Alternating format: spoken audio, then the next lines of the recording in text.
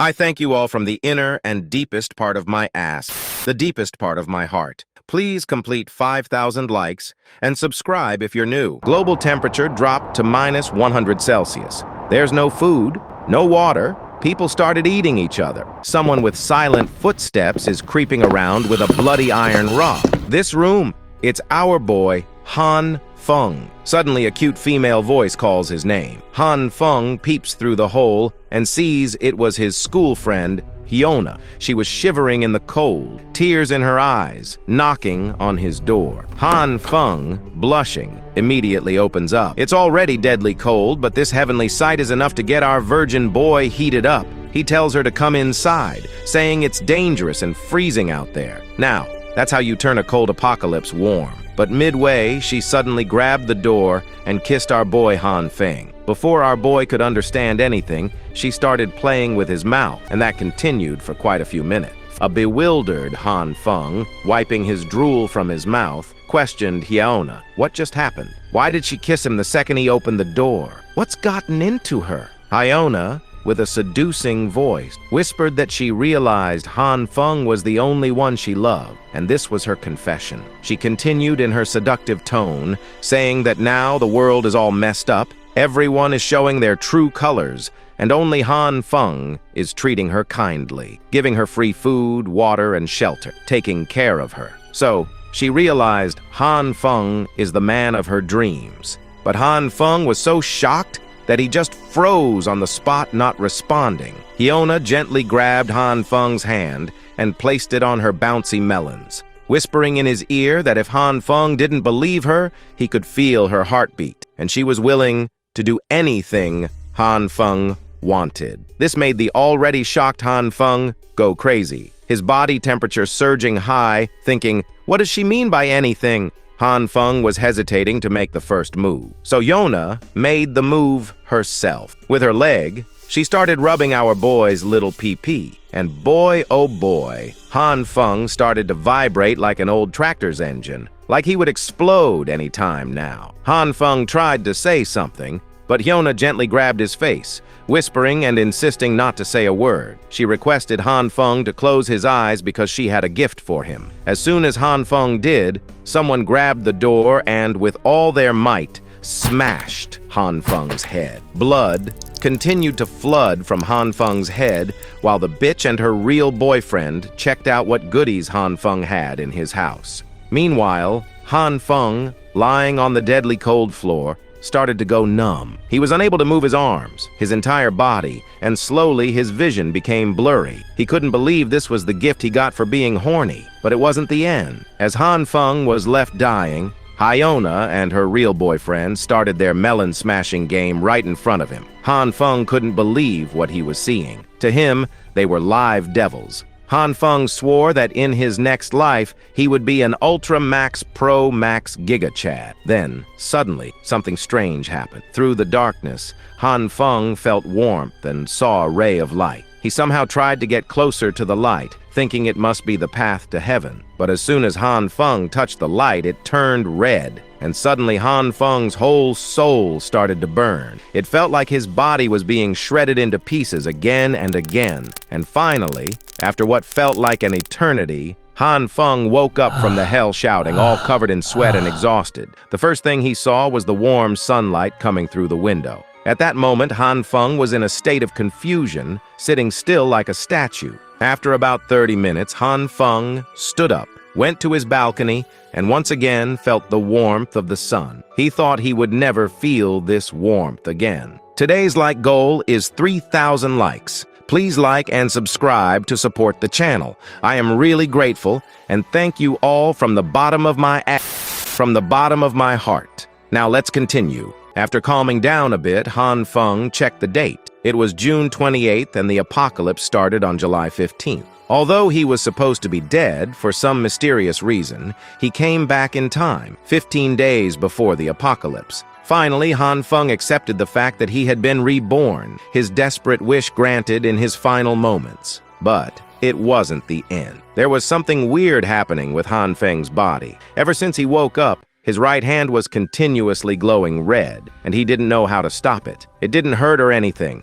It was just a little warm, like a low-power heater. At first, Han Feng thought he was imagining things, but then, in the middle of his thoughts, he sneezed. As he wiped his nose of the mess, Han Feng noticed that the red glow in his right hand had mysteriously turned green. Then something happened that made him panic. The hand wrapped in the green glow started getting bigger, growing in length, as if his bones, flesh, and skin were stretching out. Anyone would freak out if they saw their hand doing that. Afraid and confused, Han Feng stormed into his room and slammed the balcony door shut as fast as he could. He managed to get inside before anything more drastic happened. Han Feng was so surprised and ran so fast that he was out of breath. Han Feng looked at his green glowing hand, beams of light shooting out of it. How would modern science even explain a mysterious phenomenon like this? It was troublesome enough that his right hand started glowing red, but now it was green. But suddenly, the green light started to shrink. The green light seemed to be an erratic thing. Sitting down on his couch, Han Feng suddenly felt a pang of unbearable exhaustion. He hadn't done much aside from running back inside, but he felt he had shaken his little pee-pee 10 times a day. Frustrated, he started swinging his arms all over the place, trying to get a clue as to what this really was. Then it hit him. Isn't this just like the stories he loves to read?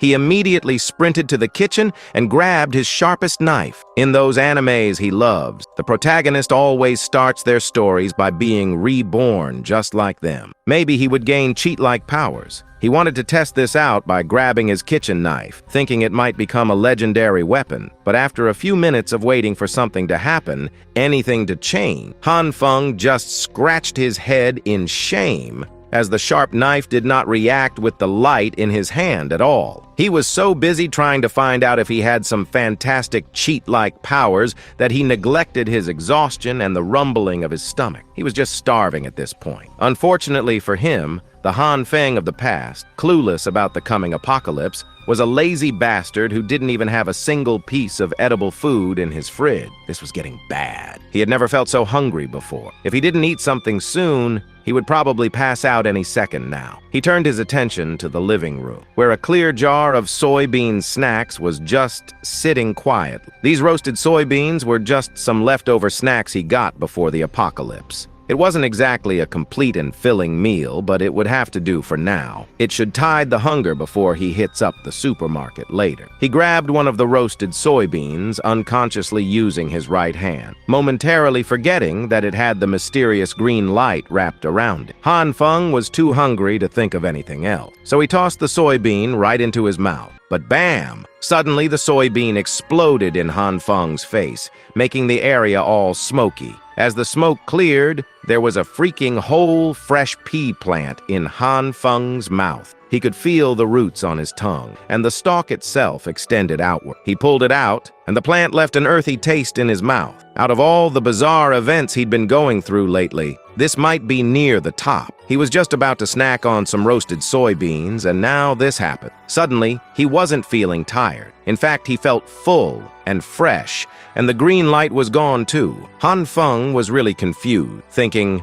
did it have something to do with the pea turning into a whole plant? There was a mountain of questions in Han Feng's head, but first he decided to check the peas. He plucked one pea, and after opening it, he was utterly shocked to see fresh peas inside. This was a game changer. Han Feng finally discovered what his power was. He could grow unlimited plant-based food with his green hand. But what about the red one? Well, I think he will be able to grow living being. At least he had a clue now, and he decided to study his power more. But right now, Han Feng had a bigger problem to solve. He had to stock up on supplies before the apocalypse started. The weather was still very warm, birds were chirping, and everyone was roaming outside enjoying themselves. In just a few days, all of it would be destroyed, and only Han Feng knew it. Han Feng was in that crowd, thinking about all this, but he immediately dismissed the thought. He was still confused about his red, glowing hand turning green, and how touching a pea made it become a freaking whole plant.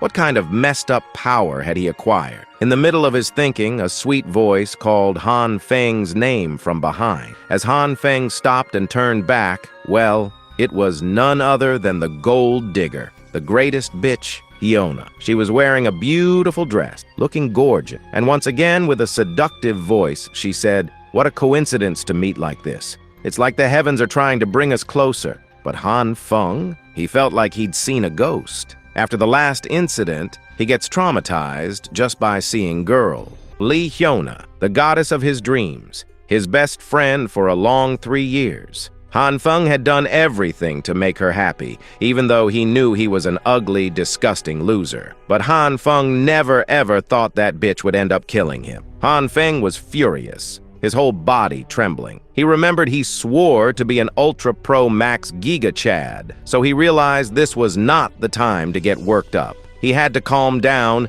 and wait for the right time to take his sweet revenge. Hyuna used to be the goddess of his dream. For 3 long years, he was a simp who did everything in his power to get the opportunity to smash her. He did all that knowing full well that he was nothing but just another fallback guy in the friend zone. No, he wasn't even in the friend zone. He was just a piggy bank. For all those years of devoting himself and his wallet to the wrong girl, he never thought she would be the one to get him killed. Before he could lose control, Han Feng pinched himself to stay grounded and calm. It took every bit of his willpower to do so. Thinking rationally, now is not the time to take his revenge. Not yet, at least. First, he needs to take care of the supply problem unless he wants to be miserable and hungry in the Ice Age again. Hyuna walked closer and waved her hand in front of his eyes, asking what he was spacing out for. This had never happened before. Just hearing her voice used to make the poor guy wag his tail. Han Feng swallowed his hatred for the witch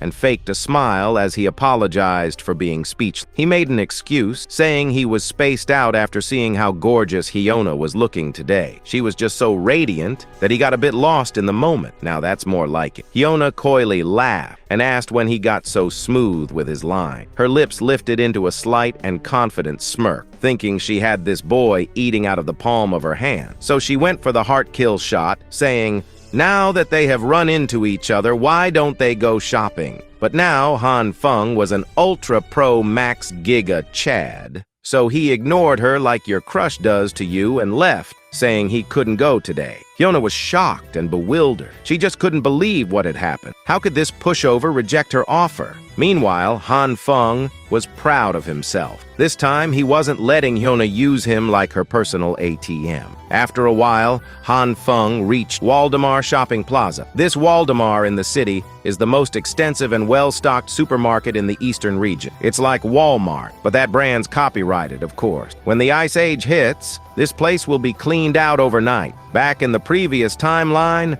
nobody ever found out who did it and how. Han Feng had already started his shopping spree and filled up 1 cart with goods. He needed to stock up as much as possible before society crumbled under the sheer cold. Han Feng asked ChatGPT to make a survival guide for the ice apocalypse, and ChatGPT made a list that included food, winter clothes, medicines, and all the other necessary steps. But right now, the biggest problem was that Han Feng didn't have the money to stock up on all the supplies. His personal wallet's current balance was a measly 15,000 yuan, equivalent to a little more than 2,000 USD. Although the food issue could be solved with his mysterious green glowing hand, what about the rest? This once again made Han Feng frustrated. He started cursing his ancestors for not buying some gold or land when they were cheap. Just then, a notification on his phone startled him. The message came from an organization called Money Jar Loans, congratulating him on his approved eligibility to take out a loan up to 168,000 yuan, or a little more than 23,000 USD. A light bulb dinged inside his mind. Instantly, Han Feng installed all the apps that give personal loans immediately. Well, there were plenty of ways to get a loan, and he wouldn't have to pay it back after the apocalypse, as money would be nothing but a piece of paper to wipe one's ass with. Out in the commercial district, a lady was angrily kicking an empty soda can on the curb. She was obviously upset about something. It turned out to be Hyuna. She didn't look like she was in the best mood at all. Her eyes were full of toxic vitriol, because one of her many simps dared to refuse to take her shopping today. When she got all dolled up to get spoiled, she was seriously pissed off that Han Feng would just take off like that without letting her deplete his bank account like a worthless leech. She started insulting the guy in her mind for being a pathetic loser who didn't even own a car. Hyona vowed never to be nice to that simp again. But just then, a car horn startled Hyona. The car stopped beside her, and surprise, surprise, as the SUV's window lowered, inside it was none other than our boy Han Feng. With his Chad aura, he waved at Hyona, asking how she was doing. Hyona was utterly shocked and questioned if the SUV was Han Feng. Han Feng casually explained, "Yeah, it was his." Han Feng, while slowly walking closer to Hyona, made her nervous. He politely explained that his dad had been killing it in his business in the US. Today, his dad came and gave him some money, and just a while ago, he dropped his dad off at the airport. Hyona was still processing all this. After realizing Han Feng was a good gold digger material since his dad turned out to be a wealthy man, her personality did a 360-degree turn. She immediately got all emotional and sentimental, crying and apologizing, saying she was really sorry for asking to go shopping that morning when Han Feng was going to pick up his dad from the airport. Then the waterworks came down. She started summoning those tears. She threw her victim card, saying Han Feng was really cold towards her this morning, and she thought maybe Han Feng was ditching her, his best friend. So Han Feng decided to act a little. He gently grabbed Hyona's waist, pulled her close, and while holding her chin, he said, "Why would he ever think of ditching you? She is the most important person in the world." This was enough for Hyona to once more show her true self with her creepy smile. Continuing her act, pretending to be all shy, she said that Han Feng was also very special to her. She then asked, "Why don't they go for a movie and have dinner at a 5-star restaurant?" But Han Feng was already gone, even before she could finish her sentence, making her surprised. As she turned back, Han Feng was assembling all the supplies in the SUV's back, explaining that he still had to carry all this stuff, so he was busy today. Even though Hyona was furious, she politely asked, "Why did he buy so much and what's inside the boxes?" Han Feng casually explained, "Nothing special, just home supplies." Then suddenly pretending to be excited,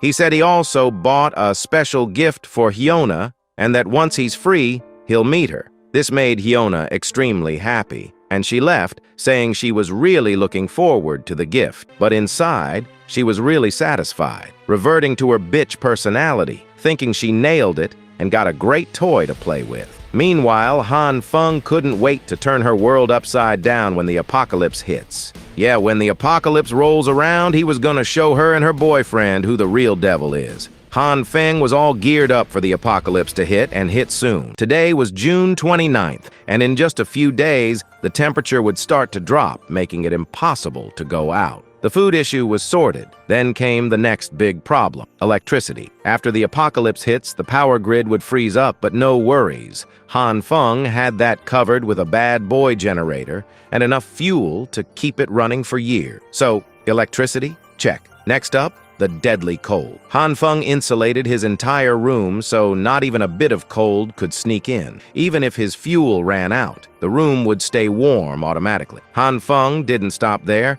He reinforced the door, windows, ceiling, basically his entire room with metal so no one could break in. Well, now almost all the preparations were done. The only small issue was the space, but Han Feng couldn't do anything about it. By the time he finished getting everything ready, it was already July 14th, and the apocalypse was hitting tomorrow. Now, it was finally time for the main event he'd been postponing out of uncertainty all this time. It was time to buckle down and actually study his mysterious ability. Han Feng made a home-cooked meal for dinner while pondering his survival in the incoming Ice Age apocalypse. When things get hard, relying solely on the supplies he has accumulated won't be enough. But he has a possible answer to this problem. His power to manipulate plants in some mystical way might be his only hope for a sustainable future. The meal he cooked featured soybeans as its main ingredient. That's right, the same beans he conjured from a single roasted snack using his ability. He racked his brain and tried so many gestures and possible triggers, but the lights hadn't come out yet. The activation was so random that finding the right trigger seemed nearly impossible. For now, it was time for a risky taste test. Although Han Feng was hesitant, thinking what if they were poisonous, he had no other choice. Taking a deep breath, Han Feng took a bite. To his surprise, it was just like any normal soybean. In fact, it was extremely delicious. This was a huge discovery. At least he would never run out of food. The next step was the harder and more trial and error-based one. He needed to figure out how to actually use the red and green lights and make them appear according to his will. So far, he had only tried it on soybean, but what would happen if he could use it on other things? Opening his newly stocked fridge, Han Feng steeled his resolve to experiment and see if his ability would work with other plants, too. The testing period stretched from midday until the sun was about to set. Han Feng didn't know that as he passed out in the middle of experimentation. As he slowly opened his eyes, he noticed that he was gripping something tightly in his right hand. A green vegetable of some kind, a massive broccoli. Slowly getting up from the floor, he could not be bothered by the absolute mess in his kitchen, as the pain in his head was hellish. It felt like something was pounding from inside his skull. He had to take note of this sensation in the future. This power of his took a severe toll on the mind and body, and it couldn't be used without restrictions unless he wanted to pass out and wake up with a migraine every day. After getting up, he immediately got a spoonful of his bean to refuel again. He might have pushed himself to the limit today, but at least he learned something vital about this mysterious ability of his. A few hours ago, before he blacked out, he neatly arranged a diverse selection of produce on the kitchen floor. He tried using his power on a bunch of them. After he managed to activate the green light, some root crops like potatoes did not react to his green light at all for some unknown reason. But not all of them were duds. Some of the crops grew from the seeds into full-blown plants like the soybean stalk. Wheat was one of those, and some neither stayed the same nor grew into full-blown crops. They just exploded in his hands like mini-bombs. It was a frightening experience that caught Han Feng off guard. After those explosions, the plants would turn into a substance that looked like coal but was very light. This development was certainly outside of his expectation. Thankfully, he could find some decent use for these inedible black substances. They could be used to heat the space like coal when put together in a container and lit up. Coming from a future where heat was a luxury, Han Feng would gladly take these little balls of warmth. No more worrying about staying warm in the future. After a bunch of explosions, he tried many more times and failed most of them. He just kept chucking those black balls into the bucket one by one, but the success rate was extremely low. However, Han Feng started to notice a pattern. When he remained calm and focused, there was some reaction. So Han Feng tried to remain calm and focused,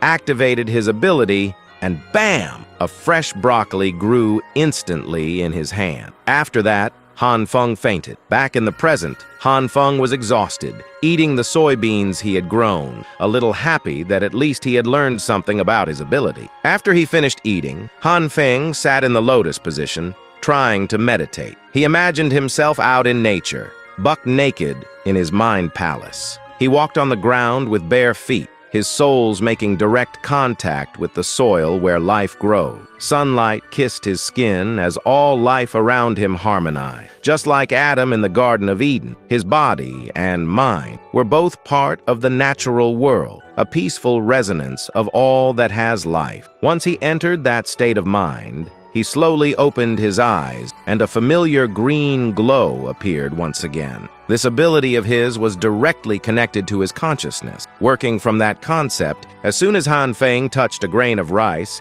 it grew into a full-grain rice plant. Han Feng had finally mastered his green hand. Then Han Feng thought, what if he touched meat? Would it also grow like plants? So he slowly brought his right hand, wrapped with the green light, towards a juicy slab of meat.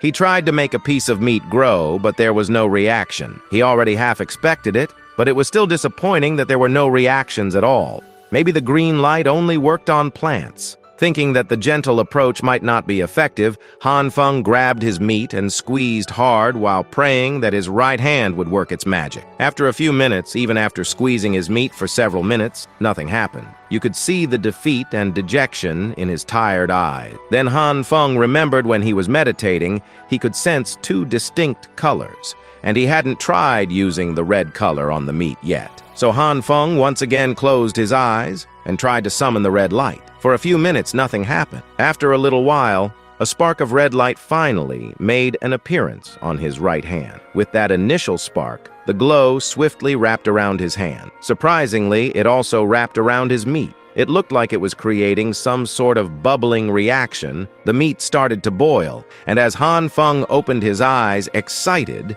he got disgusted. The meat had spoiled to the extent that just the smell was enough to make him puke. He threw the meat on the floor. Realizing that this disfigured sludge might provide some valuable insights, Han Feng crouched on the ground to observe it. He poked the thing, and it was a little squishy. So this is how meat would react to the red light. Han Feng was a little disappointed, thinking, was this all the red light could do? Spoil meat? Han Feng knew there had to be more. The meat looked like it had gone through a disintegration process. The word disintegration sparked an idea in Han Feng's head. He grabbed a bunch of soybeans from his bean pile and gripped them hard in his right hand. In his left hand was the red light and the cooked-up meat. If the green light represented the evolution of matter, then the red light was the opposite, which would be disintegration. Since he was already testing out some confusing concepts, what would happen if he combined the bean he created with the green light with the red meat? This question made Han Feng very curious and excited. Han Feng combined both his bean with his meat, and bam! The result was astounding. Somehow his small, dull meat got erect. Even Han Feng was shocked to see how his small meat got so much bigger and fresher. But where did his beans go? Could it be that his beans merged with his meat,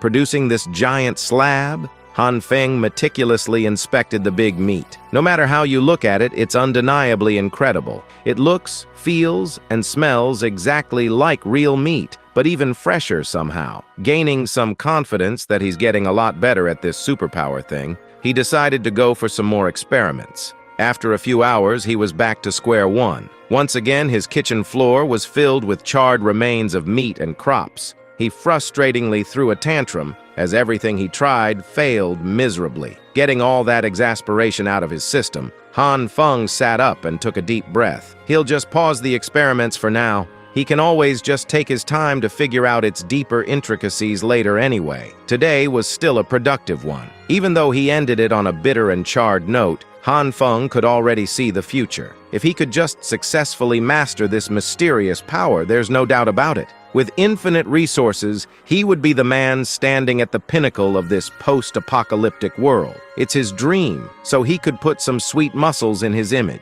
Speaking of power, he might have forgotten one of the most important aspects of survival. Food alone is not going to cut it. In the coming days, he will be completely vulnerable with all this loot if he doesn't have a decent weapon to defend himself. He swiftly took the various crops littered around his floor. He had to hurry and find himself a weapon before the temperature went into a nosedive.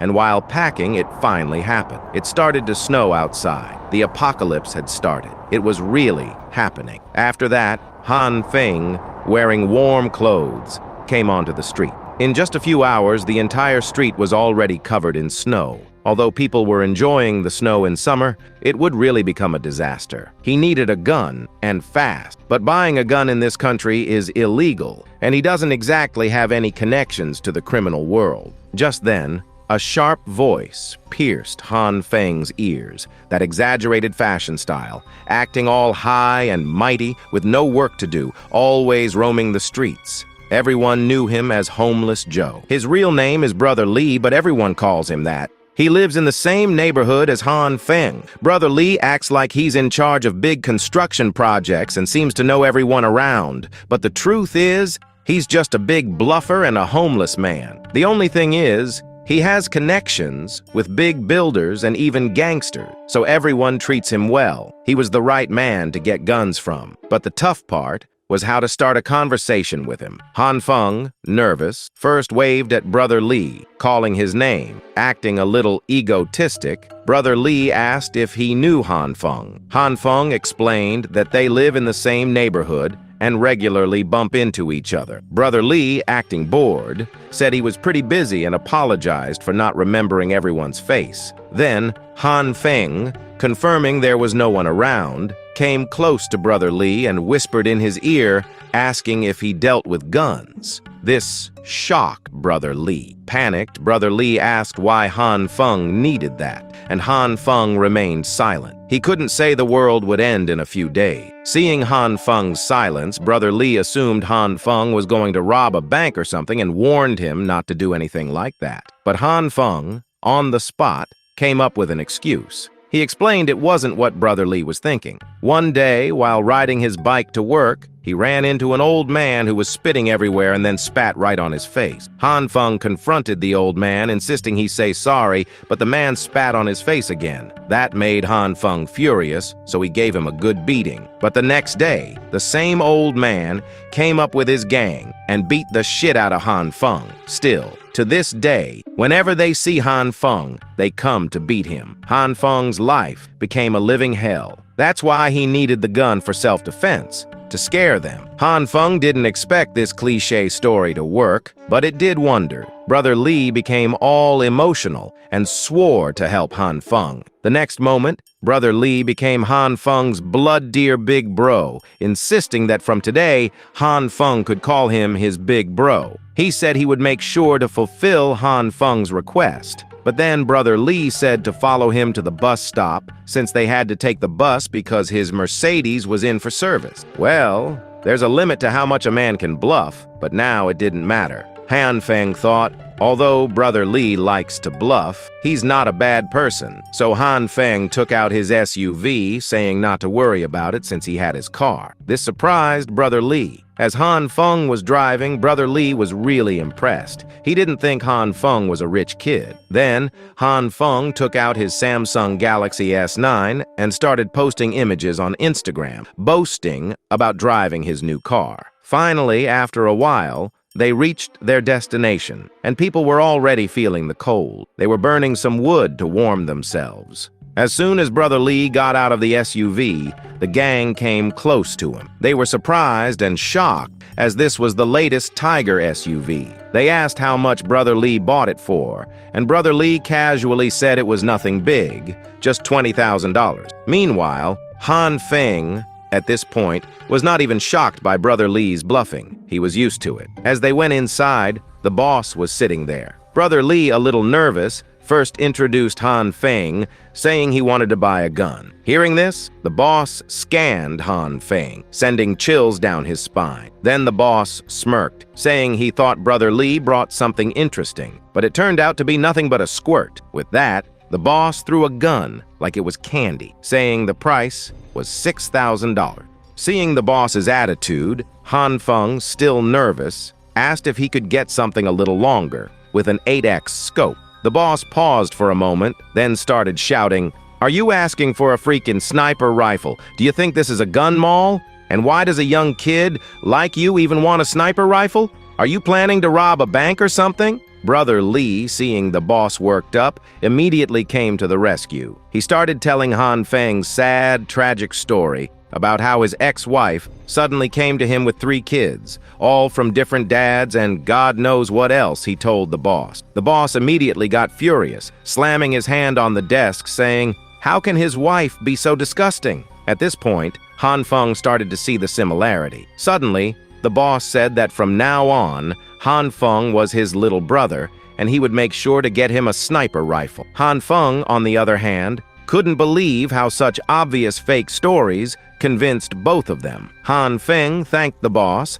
and the boss told his subordinate to get a semi-auto rifle and also gave a pistol as a gift to his new little bro. This surprised Han Feng, seeing how kind the boss was to him. Han Feng, a little nervous, mentioned that his friend in the government told him that due to the abnormal weather, there was going to be a shortage of food and other supplies, so it was better to stockpile when it was available in advance. The boss and Han Feng matched in a serious, glaring competition, and the boss realized something. With a serious face, he thanked Han Feng, then screamed at Brother Li, "Get out of here! Just seeing your face makes me puke!" Outside, Han Feng and Brother Li were walking, and Brother Li started boasting again, explaining how if it wasn't for him, Han Feng would have been done for. The boss would have eaten him alive, but he handled the situation beautifully. Han Feng thanked Brother Li and, as a token of gratitude, promised to grab him some cigarettes on the way. But Brother Li, being his usual self, said not to be silly. He didn't want cigarettes. He just liked helping people. But if Han Feng really insisted,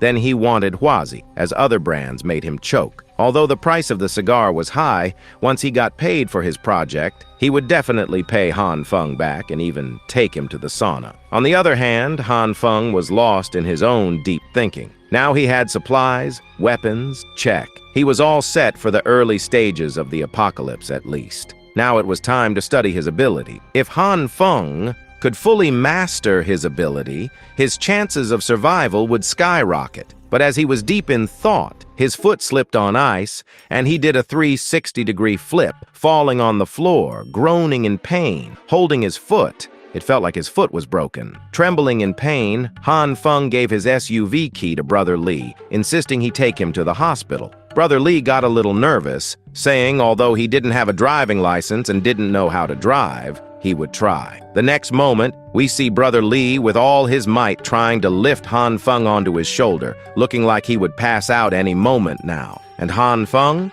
Well, he was thinking, where the hell did I get stuck? Meanwhile, the snowstorm was really getting fiercer, the weather more disastrous. The whole hospital was getting frozen. Inside, a nurse was sitting, observing the worsening weather. Just then, the phone rang, and the nurse stood up, which made her big melons bouncing. She was immediately called to the hall as there was an emergency. Head nurse Jin had only just started her night shift, but calls from the hall were already flooding in as the emergency section was severely short-staffed. The pretty nurse had no other choice but to step up. Upon getting an X-ray in the hospital, it was confirmed that Han Feng had really broken his leg. The doctor explained that there was a stable fracture on his right tibia. It would be easy to set, but he'd need to stay for an hour of observation before going home with his meds. This accident could not have happened at a worse time. It just had to occur before the apocalypse went into full swing. While looking at his X-ray results, Han Feng regretted being so careless. Brother Li accompanied him for most of the process, but the dude had to leave as he apparently had a few deals to handle. He's a real one, though, and he even left his number in case Han Feng needed anything else. Now that he was alone in the hospital lobby, Han Feng sighed heavily. He wondered how he could make such a stupid mistake at such a crucial time. Looking at the chaos around him was stressful. The hospital quickly overflowed with patients, victims of accidents caused by the sudden blizzard and quickly plummeting temperature. Emergency beds lined the hallways as a grim testament to the worsening conditions outside. As for Han Feng, he just wanted to get his meds and leave this place as fast as possible before the roads closed for good. Thankfully, his idle time would not be boring, as a goddess had just walked right in front of him with her big bouncy melon. Head nurse Jin had come to handle the rush of patients in the emergency room. The first bed she checked had a patient with heavy wound. Next on her rotation was bed 5, where a patient's wounds had just been cleaned. Thankfully, the vitals were stable. Bed 5 just needed another dose of glucose in 10 minutes.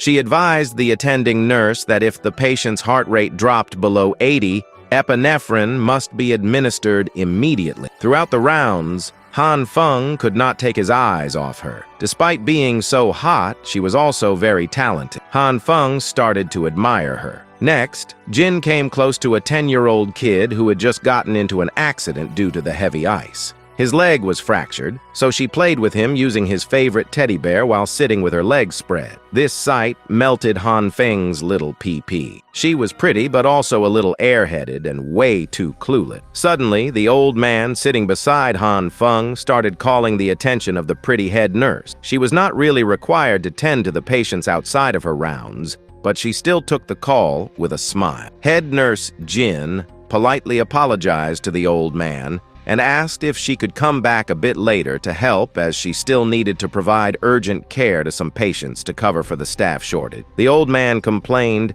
that his back hurt too much. He explained that the back pain had been worsening lately and wanted the head nurse to take a look to see what was causing it. In reality, this pervy bastard, while talking to her, was recording the panties of Jin with his right hand so that he could play with his little pee-pee after he got home. Well, this was his hobby, but Jin was way too hot to handle, and on top of that, she was also airheaded. Noticing this, the pervy bastard decided to take action. With a lustful face, he extended his dirty hand and grabbed the head nurse's waist, startling her. While touching her waist, he explained that this area was the most painful part. But Jin, oh God, she was really too much of an airhead. Still clueless about the situation, she started to laugh as she was way too sensitive with her body and started to feel ticklish. Jin just smiled and apologized once again, saying that for such back problems, they might need to schedule an X-ray just to be sure. But seeing all this, the perv started pushing it. He was having a great time, but suddenly something came flying toward the pervy old man and hit him hard, causing him to fall. Well, now he might get an actual back pain. But even in this situation, Jin was showing worry for the old man. The next moment, Han Feng came, apologizing for his crutch flying to the side. Just as he was about to touch it, the perv started sweating nervously and screaming at Han Feng, threatening to call the police if he didn't return his phone. But Han Feng did not listen. He walked all the way to the side of the room. Although Han Feng's leg was broken, he was not feeling any pain, and his bandage was getting all messed up because he wouldn't let this freaking perv get away with doing something so disgusting. As soon as he opened the phone, his suspicions were proven right. The pervy video of the head nurse was all clear, even with 10x zoom. He could even see the germs on the surface of the skin. Well, it was the latest iPhone 69. This boiled Han Feng's blood. Han Feng showed the video to the old man, asking if he had the nerve to make a pervy video of someone with an iPhone 69. Han Feng told the old man he would call security and have them escort the bastard to a jail cell where criminals love putting pervs in their place. Han Feng would be keeping the phone, and the next time he saw this old creep again, he threatened to ruin his miserable and revolting life. The old bastard knew he had no other choice but to flee and never show himself near this place again, and it infuriated him. The first chance he got up from that hospital floor and bolted out of the door like his life depended on it. Meanwhile, head nurse Jin was just confused as to how someone complaining about severe back pain could run so fast. Han Feng was shocked to see a first-hand display of the most naive and airheaded person in real life. He decided to show her what the old fart was doing with the phone, filming up her skirt. But even after she saw the video, based on her reaction, she really did not notice anything wrong going on. Han Feng handed her the phone with the video footage so she could decide whether to wipe it or call the cop on the owner. He also reminded her to be more careful, so people like that perv wouldn't take advantage of her kindness. She smiled with the brightness of 1,000 stars, and then asked if Han Feng's leg was supposed to be injured. The adrenaline from catching that old perv in the act must have numbed the pain from his broken leg, but now that it was dealt with, the pain came rushing back in, and he screamed in agony. Thankfully, head nurse Jin was an expert when it came to mending these types of injuries and quickly set the casting back in place. She looked at him and asked if it still hurt. Han Feng thanked her for dealing with his broken leg, and now it didn't hurt at all. At that moment, it was as if only the two of them existed in the crowded room. Jin returned the gratitude as she promised to never let such bad guys get away with messing with her anymore. She would punch them really well from now on. Han Feng just wanted her to be more aware of her surrounding. Seeing as she was letting his broken leg and feet touch her front pillows,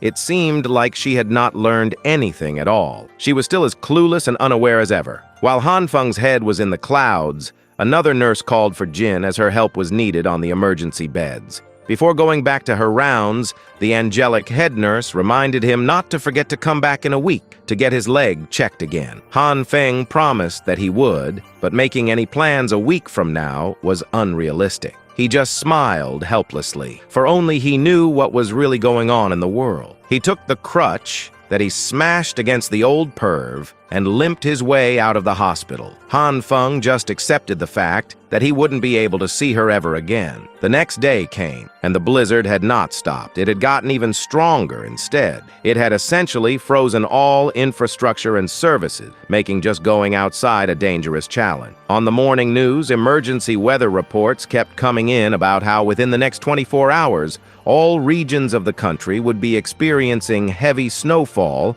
and a sharp drop in temperatures. Dubai, Egypt, the Amazon basin, and places that should not be experiencing this type of phenomenon were seeing their land masses buried in thick blankets of snow. All the scientists from all over the country gathered in the United States and declared that this ice storm would pass, and soon the government announced for everyone to stay safe until then. Meanwhile, Han Feng was just chilling inside his house. The heater was on, the room temperature under 20 degrees, and he was watching the news channel. Warm, cozy, and sipping wine inside his decked-out home, Han Feng clicked his tongue. The government and media just kept lying through their teeth, feeding the public bullshit to maintain order. If he hadn't died and come back to life already, he might even believe them. But this time was different. He was well prepared for everything that was about to come. Supplies were fully stocked, the house was reinforced, and the heating system was working flawlessly. He had been so well prepared that there was nothing to worry about for the immediate future. But suddenly,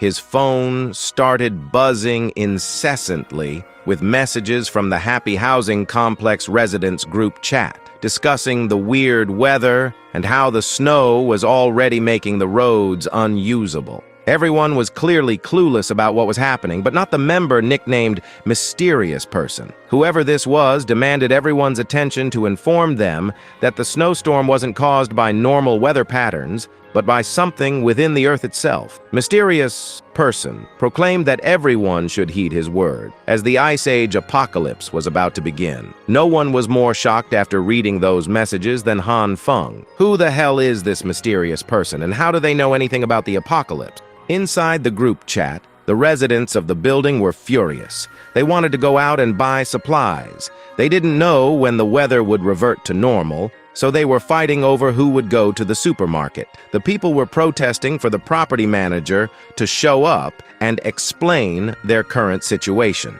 The agents apologized to the angry mob, saying they couldn't really do anything with the weather being this bad. However, the people weren't accepting any apologies. They were hungry and needed food to survive, so if the property managers weren't much help, they demanded a refund on the fees they were paying. Han Feng, who was among the crowd, scoffed at everyone present. He knew this crisis was beyond the control of humans, so this fight was completely meaningless. One of the residents stepped up and tried to calm everyone down. From his aura, he looked like a cunning fox scheming something. He stated that the snowstorm was so violent that the property owner couldn't handle the situation alone. Even if the manager somehow cleared the snow around the apartment, there was no guarantee that the roads to the supermarket were cleared and safe to drive on. Now, everyone was getting more panicked and started bombarding the smart-ass man, asking what they should do. Should they starve to death? But the Fox Man suggested that they all work together to remove the snow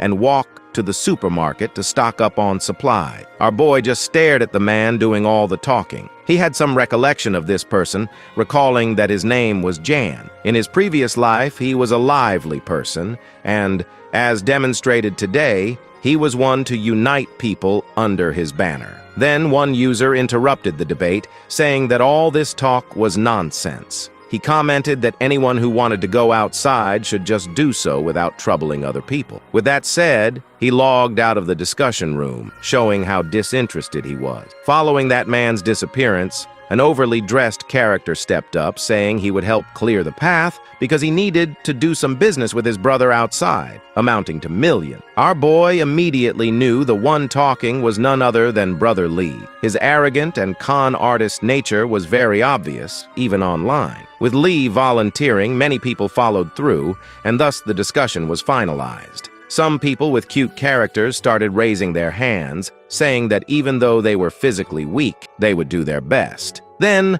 another pretty character jumped in, trying to earn sympathy, saying although she had the flu, she would also come down and help everyone. Our boy immediately knew this character was Hyona, the evil witch. Hearing that Hyona would go, all her simps hopped in as well, saying they were willing to cooperate. At this point, Han Feng had enough. He started remembering his past simping days, so he logged out, recalling the day he died simping for the witch. He couldn't help but admit that Hyona was really good at catching people's hearts. Hyona then messaged our boy directly, asking what he had been up to lately. She mentioned that he told her he would contact her and give her a gift, so she's been waiting. Then she said whenever Han Feng decided to visit her, she demanded he buy some food from the supermarket. Next, she clicked a seductive image of herself, wearing less clothing in this freezing weather, showing her bare skin and closing her legs like she was calling Han Feng to smash her right now. Even though he's no longer a sucker for the deceitful witch,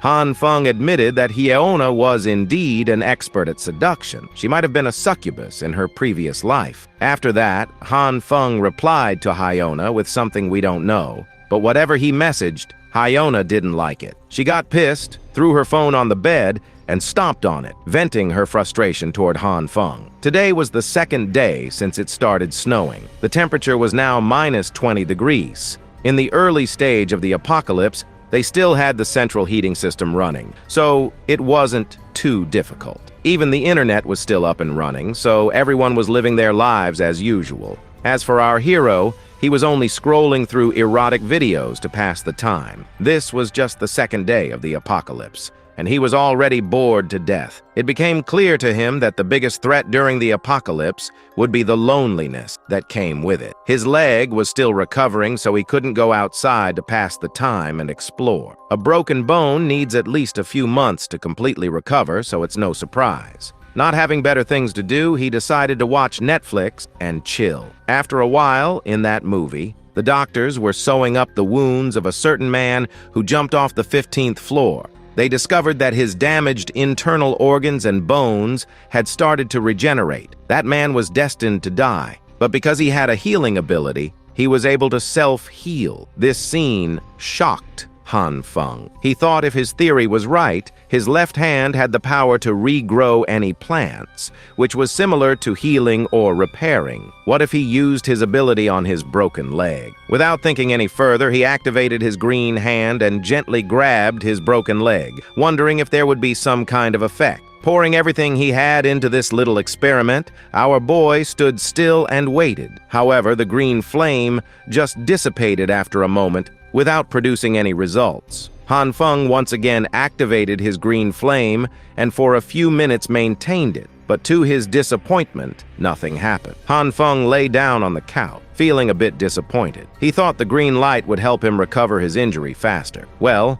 as the green light didn't work on meat, and his leg is also kind of a piece of meat, he thought that was the reason his green flame didn't work. He couldn't risk using his red flame on his leg. He couldn't imagine his leg turning into a distorted piece of pickle. Drowsiness hit our hero, and he fell asleep after a single yawn. As his consciousness faded, the next thing he saw was himself wearing some tribal headgear while riding a mountain goat. And from what it seemed, he was traveling with a herd of goats through somewhere. He continued to ride the wild goat like a madman, smacking the goat's ass and yelling for it to run faster. Behind him, a horde of other goats was following. The goat Han Feng was riding clearly didn't like being smacked, so the next moment it tossed Han Feng off, sending him flying and crashing to the ground with a bam. As he fell, he hit his ankle, and now he was in severe pain, feeling like he broke it. He was groaning, unable to move. Seeing Han Feng in pain, the goat slowly came closer and started licking his wounded ankle. Han Feng then patted the goat's head as a thank you,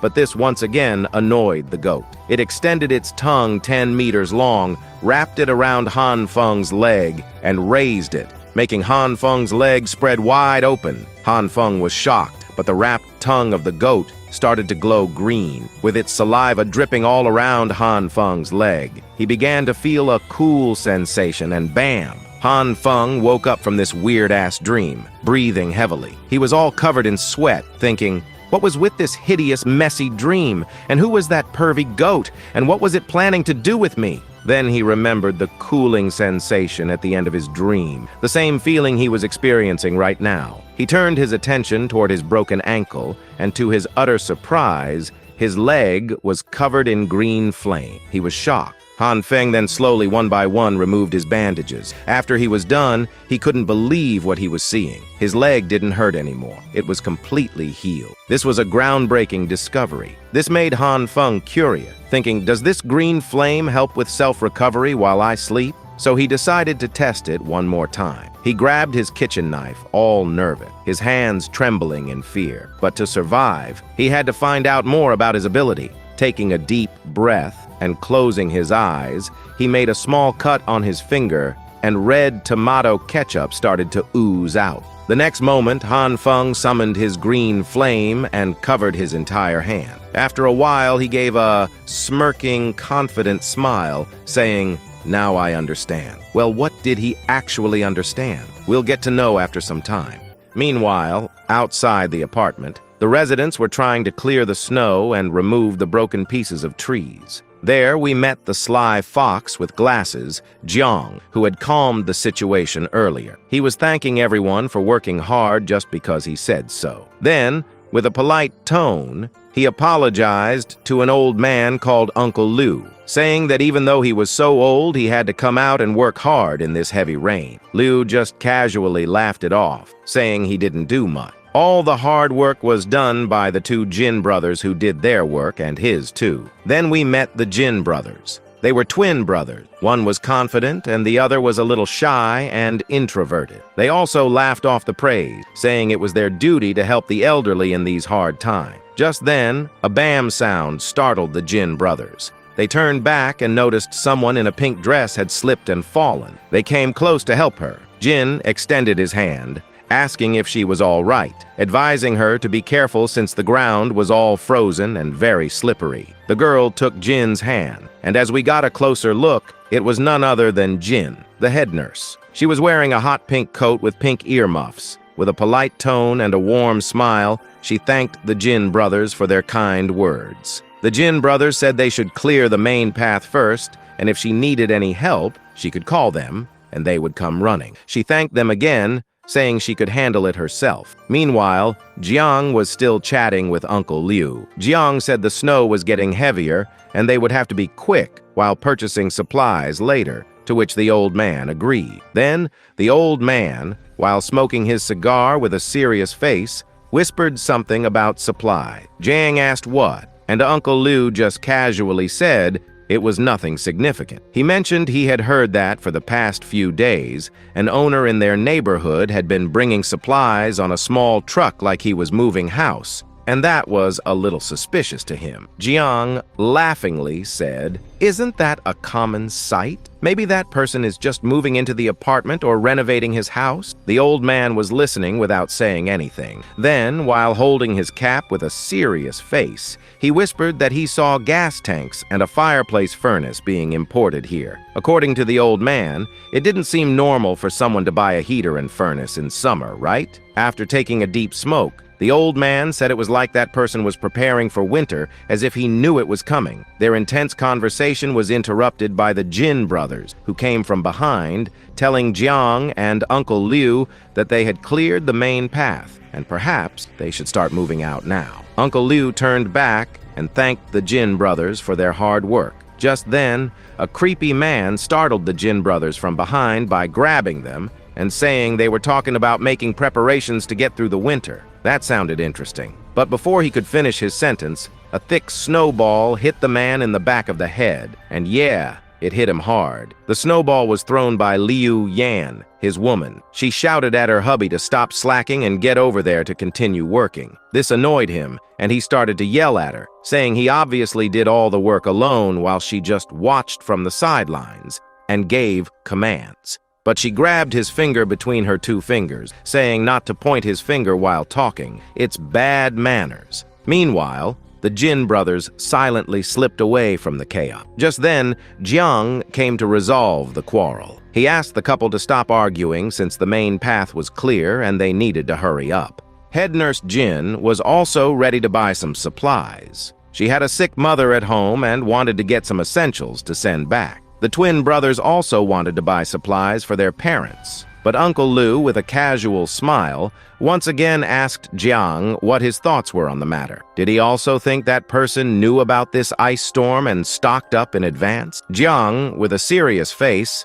didn't say anything for a second. Then, laughingly, he said he didn't think that was the case, and this storm would just pass in a few days and everything would soon return to normal. But then, maintaining his smile and raising his glasses, oh man, he was giving off serious Asian vibes, he continued, saying that even if they assumed this snowstorm wouldn't stop and would only worsen over time, if someone in their neighborhood possessed a huge amount of resources, wasn't that a good thing? Uncle Lu started to laugh, saying he was right, and that young ones indeed use their brains more. After that, they all marched together toward the supermarket, but the snowstorm only got worse. Even though they were all heavily dressed in winter clothes and equipped with umbrellas, it was getting hard to walk in the heavy snow. Meanwhile, all the lights were off in the apartment except for Han Feng's room. Inside, he was passed out, drooling, covered in sweat, looking like it was too warm. He was even wearing just his pajama. When someone started knocking on his door, he was in a deep sleep, dreaming pervy dreams about goats. But the door knock woke him up. Still half asleep and wiping his drool,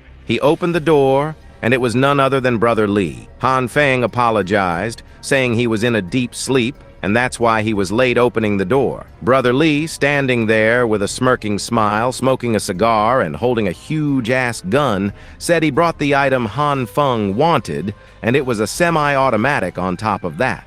Brother Li handed the semi-auto machine rifle to Han Feng, thanking him, saying it was only because of Han Feng that he was able to secure supplies before the situation got this bad. Han Feng just chuckled, saying Brother Li was too kind. He just did it because Brother Li helped him get this machine. But things took a shift when Brother Li sighed deeply. Sigh. Han Feng noticed the change instantly. "What's wrong, bro?" he asked, concern creeping into his voice. Brother Li asked Han Feng if he knew about the supermarket in the East District. "We went there after the snow today to buy some stuff, but the supermarket was completely emptied overnight." Shock washed over Han Feng, and he shouted, "Emptied out the whole supermarket in one night?" But inside, Han Feng knew this was destined to happen, as in his previous life someone had emptied the supermarket in a similar way. It was just his speculation, but now that Brother Li confirmed it, this news was serious. As they parted ways, Li gave a casual wave, saying he was heading back and telling Han Feng,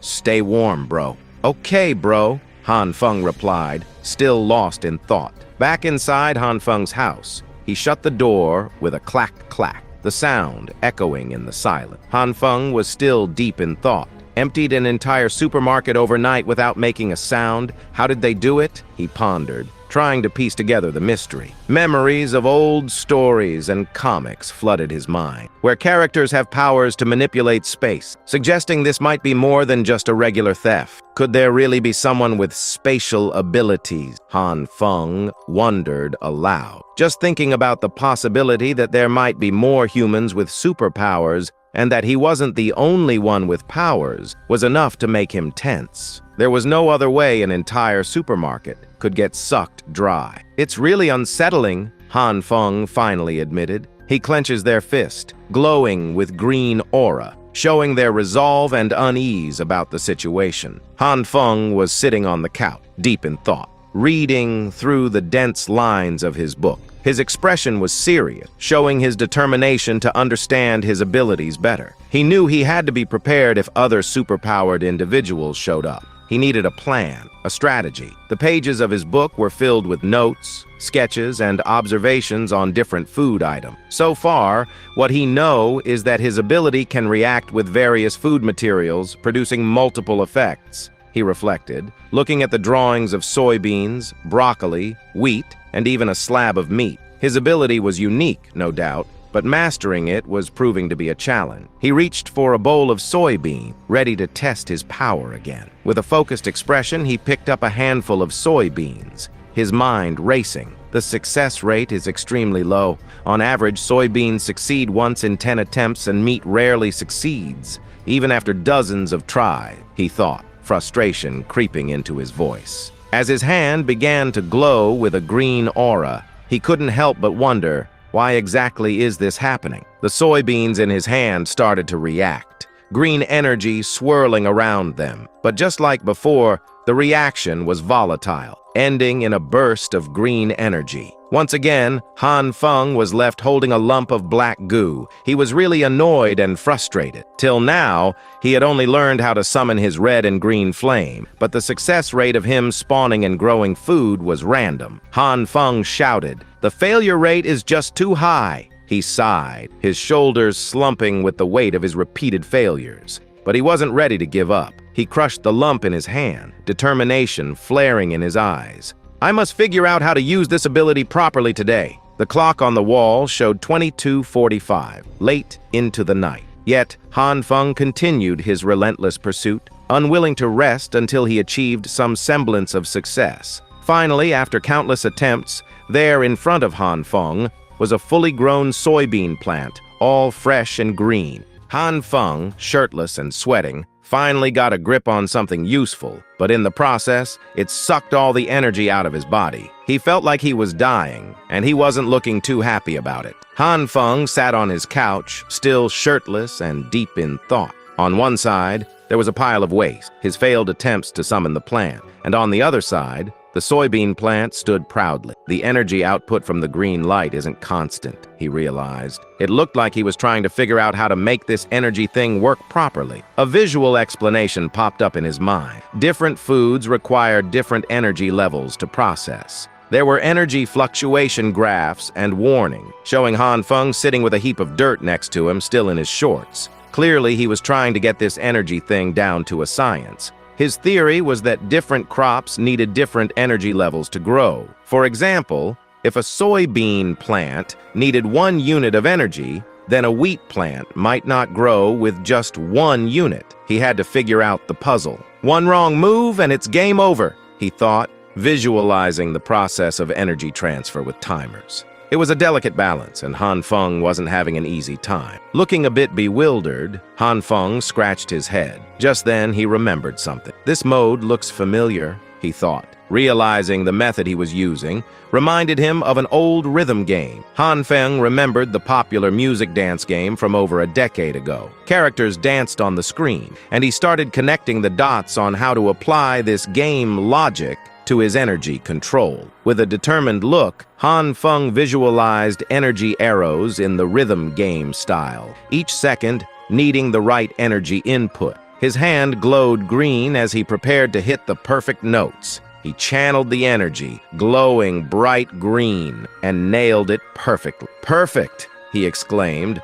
holding up a healthy-looking plant. He had the hang of it now, looking triumphant. With his success, Han Feng moved on to the next experiment. Standing in the kitchen with boxes of instant noodles and some meat, he decided, next up, time to experiment with meat. Han Feng remembered how his previous kitchen experiment went wrong. Dude tried to cook some meat, but it turned into some nasty black goop. Gross, man. Han Feng, still shirtless because the blast might ruin his shirt, stood in front of a pile of meat and a bowl full of soybean, contemplating the mountain of fried chicken. He thought, cooking meat can't be that different from veggie, right? Channeling his inner chef, Han Feng held a piece of chicken with glowing energy symbols. It looked like he was cracking the code on how to cook this meat right. Han Feng focused intensely, trying to sync the energy flow with the meat. But wait, it was taking longer than with veggie. Everything was going well, but one wrong move and bam!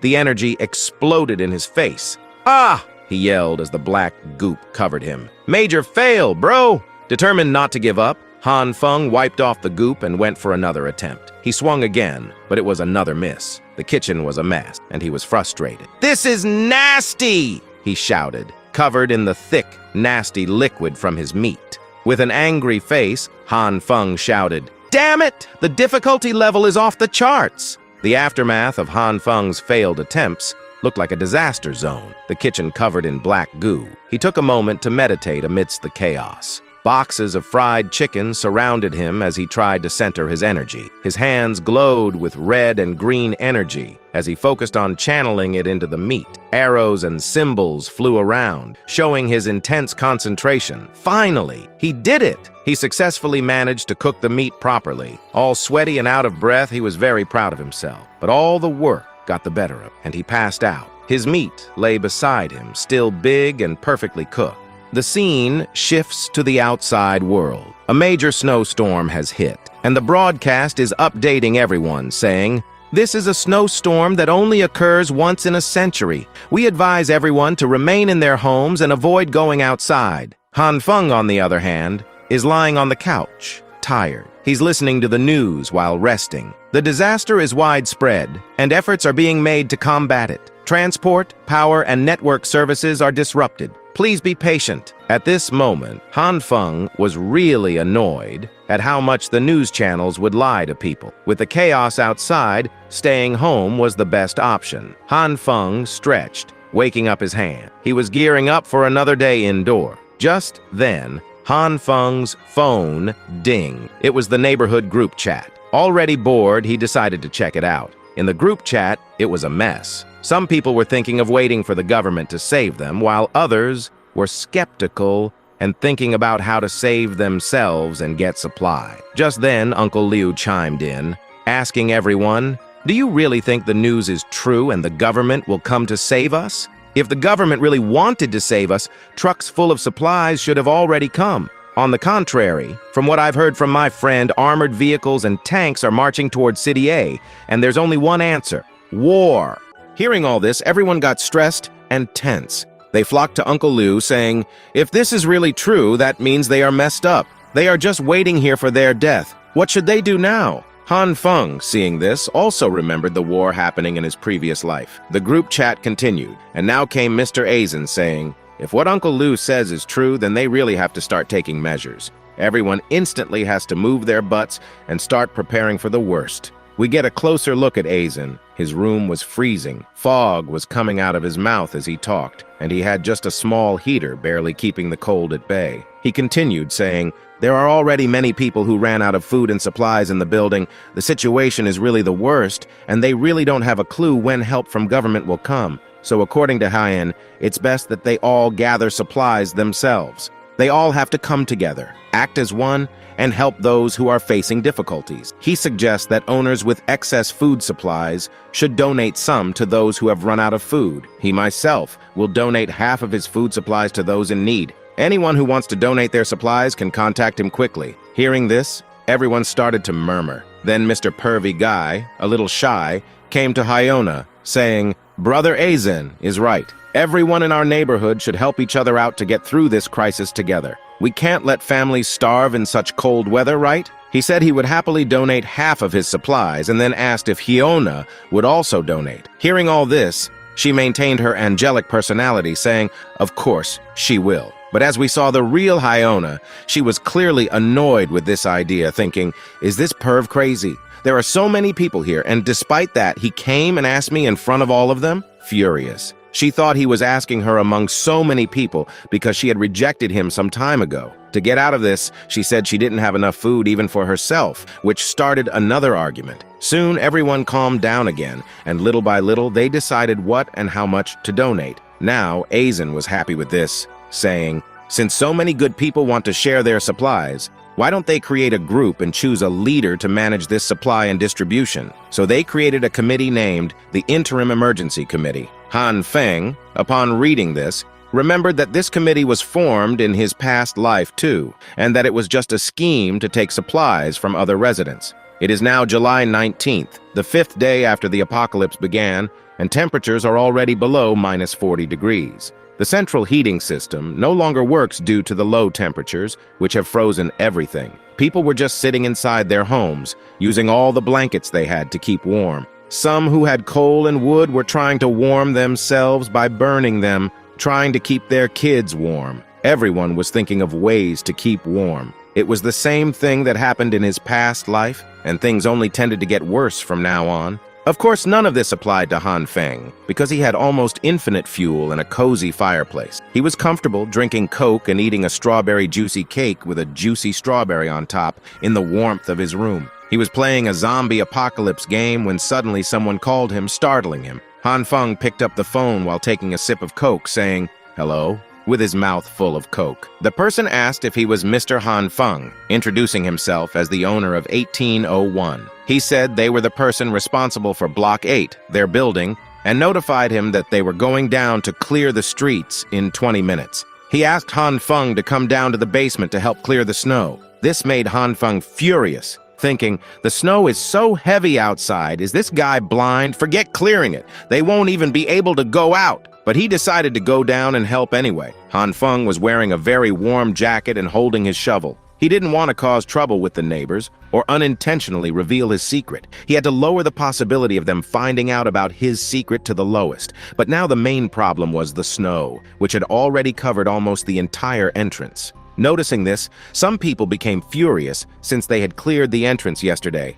Some were really panicking, saying that at this rate, the entire building would get buried under snow. Finally, after some discussion, they decided to push the door open. Suddenly, someone pointed at Han Feng, saying they needed his help. Although he didn't want it to, Han Feng decided to assist. Han Feng stood with the group in front of the door and started to pull it open. After a lot of effort, the door finally budged slightly, and a blast of freezing cold air hit them. The sudden cold wind froze everyone in place. They couldn't move and could barely keep their eyes open because of the cold. Han Feng almost turned into a popsicle. He was sure that if they went out in this weather, they would all get serious frostbite. Everyone agreed with Han Feng's thoughts, shivering in the cold. They said only an idiot would try to clear the snow now. They would definitely get frostbite and die if they even attempted it, so it wasn't worth it. Suddenly, someone entered through the back door with a confident tone, saying that now that he was here, everything would be all right. Han Feng immediately recognized the voice. It was none other than Brother Li. He came strutting in like he was some big shot, taking a sip of his cigar and asking why everyone was acting like cowards. He said what they needed now was an imposing and strong attitude, not to act like 2-year-old sissy kids. While saying this, he stood in front of the open door with a huge pile of snow covering the entrance. The cold breeze was still coming in and everyone was shivering, but not Brother Li. He stood there confidently, saying he would remove the snow all by himself. Hearing this, everyone told him not to do it because it was very dangerous, and he could die. They suggested waiting for the snowstorm to stop before trying to remove the snow again. But Brother Li was Brother Li. He just took a stronger drag on his cigarette and started running, attacking the snow as if it were his biggest enemy, shouting, "Ora, ora, ora, ora." He left everyone shocked. But after a while, Brother Li actually disappeared inside the hole he just dug. Everything was silent for a moment, but soon he started screaming uncontrollably for help. When they managed to pull him out, the poor guy had already turned into a popsicle. His face was pale, and he was barely breathing. After this incident, everyone decided to close the door again. Now Han Feng was sitting beside Brother Li, who was struggling to breathe. He was breathing heavily and shivering, and Han Feng was giving him CPR, trying to make his breath normal. Han Feng asked if Brother Li was feeling better now, but since there was no response, he started talking about finding the people who were taking care of first aid before deciding what to do about the snowstorm. This snowstorm was no longer something that could be resolved with just human power. Now in the parking lot, the committee organized everything and tried to distribute supplies. Aizen explained that the snow was too heavy, and once it slowed down, they would go out for more supplies. Until then, this parking lot would be the place where they would distribute what they had. Han Feng, on the other hand, thought this must be the man known as Jiang from the group, responsible for creating that committee. After taking a good look, he couldn't believe how this sweet-talking human was the one that spearheaded the establishment of that scam committee and screwed everyone over. Aizen thanked everyone for their support, saying he didn't expect so many owners to donate their resources like this. He made a grand speech about how everyone's generous donations would help more people in difficult situations, and that even a small contribution could save a starving kid. He thanked everyone again. Everyone started to murmur, saying that everyone faces difficulties at one point or another, so it's their duty as humans to help another human in times of crisis. However, Han Feng knew that everyone who was proud of Aizen now would bite their tongues in despair in the future. But it was none of his business. He was no hero to help everyone. Suddenly, Brother Li announced that he was going up because he was freezing. Han Feng said it was okay, but when he looked to the side, something caught his attention. He noticed a big, fluffy bunny ass.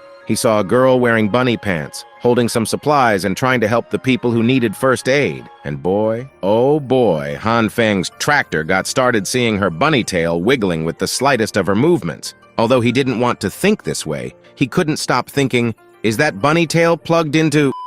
Well, you know, Han Feng was daydreaming, enjoying watching the goddess at work, when he noticed she was trying to pass through some people. She seemed quite clumsy, bumping into everyone while apologizing. Suddenly, she lost her balance and was about to fall, but she was caught by our hero, Han Feng. He asked, "Are you okay?" On the other hand, she was just closing her eyes, accepting her fate of falling down. But as she opened her eyes and said thanks, she noticed Han Feng's face. The first thing she asked was how Han Feng's leg was. She really was a goddess. While looking at Han Feng's leg, she noticed it looked like it was healed. Han Feng got a little panicked, thinking about what to say. Han Feng, still panicked, tried to make an excuse, saying, for some reason, since childhood, his recovery time is much faster than normal people's, and he can recover from common injuries in just a few days. He started to fumble, not knowing what to say, but as she was a naive girl, she stared at Han Feng for some time, making him more stressed. Then suddenly, with admiration, she started to cheer for Han Feng,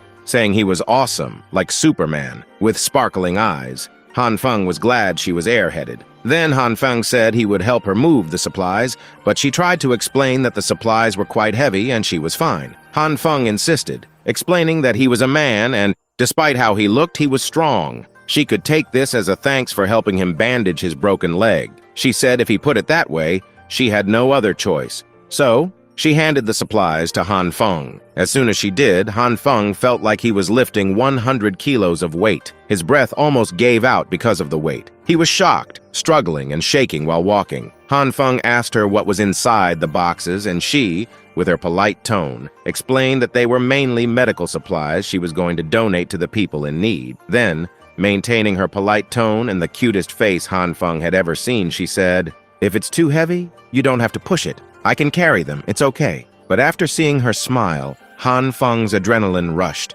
and he started to not feel any pain. He was able to lift the weight with no issue. Then she said, "Han Feng, don't push yourself. I'm actually much stronger than most guys." Han Feng, still in a daze, asked, "Do you go to the gym or something?" With a little sad face, she was about to say something but paused mid-sentence. She looked like she had a rough past that she was not willing to talk about yet. Han Feng, dripping in love, also noticed she was hiding something. The next moment she apologized, saying she was really sorry. There was a reason she was stronger than most men, but she couldn't explain it clearly. But Han Feng was not interested in her story. He was just in awe of her cuteness. Then she said she still didn't know Han Feng's name. Still blushing, Han Feng introduced himself, saying his name was Han Feng. She, with another heart-piercing cute smile, introduced herself, saying her name was Jin Shui, and it was nice to meet him. At that moment, Han Feng felt like he was in heaven. Completely captivated by the girl, Han Feng was left speechless. Suddenly, Jin asked what he did for work. Han Feng, a little embarrassed, said he was unemployed, which she found fantastic. Then she stumbled again and bumped into a person, losing her balance. She was about to fall, but this time,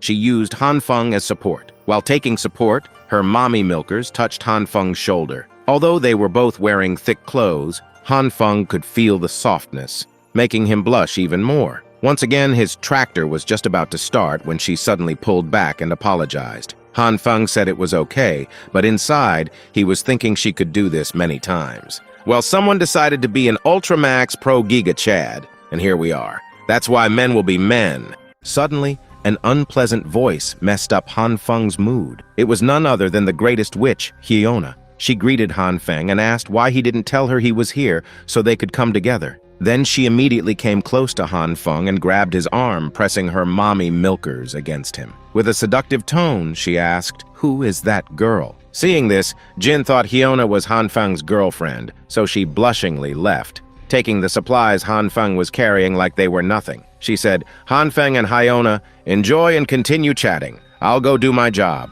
and thanked Han Feng for his help before leaving. As Jin continued to run, carrying the supplies, Han Feng, furious inside, asked Hyona why she was here. Hyona explained that she came down to receive supplies, but Han Feng hadn't contacted or replied to any of her messages, so she was really worried, thinking something might have happened to him. She was glad he was okay. Han Feng decided to calm down and politely replied that he was just about to reply to her message. But Hyona with a devilish cute smile, said, "Han Feng is a big liar." She clearly saw him chatting with that lady for quite a while, and Han Feng seemed happy. Then she asked Han Feng if he had any spare food supplies at his home since she had almost run out. Could he share some and help her out? Hearing this, Han Feng smirked and started to laugh mischievously. He said he didn't have much food left, but could share all he had if she replied to the message he sent a few days ago. The message was about Han Feng wanting to use his key in Hyona's lock. Suddenly, in a romantic way, Han Feng grabbed Hyona in his shoulder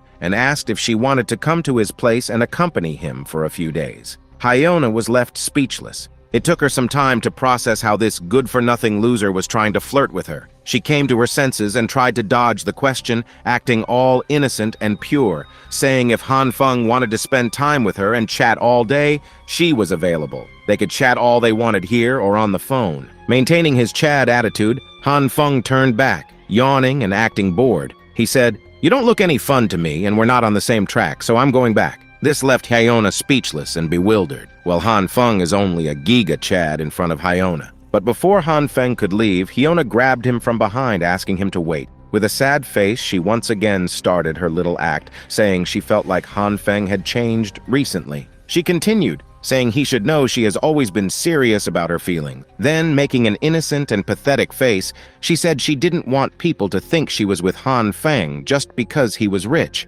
She asked if Han Feng could give her some more time, once again trying to seduce our boy. So, maintaining his little act, Han Feng acted like he was shy and blushing, trying to look like he was in love with Hyona. But inside, he was really pissed. He didn't want to be near her for even 1 second. He had already died once because of this witch's act, and right now, he really wanted to tear off her ugly mask, but he didn't have any evidence. He also didn't know about the man who smashed his head, and then started smashing Hyona right in front of him when he was dying. But suddenly, he thought of something brilliant. He should just do as it was done in his past life and let Hyona bring the man to him again. This time, he would be prepared. So looking at her, Han Feng said he was just teasing her all this time. This left Hyona impressed with his response. Excited, Han Feng grabbed Hyona, saying he would definitely give his supplies to her. He promised to deliver his food supply to her room tomorrow. Hyona, hearing this, got really happy, saying Han Feng was the best.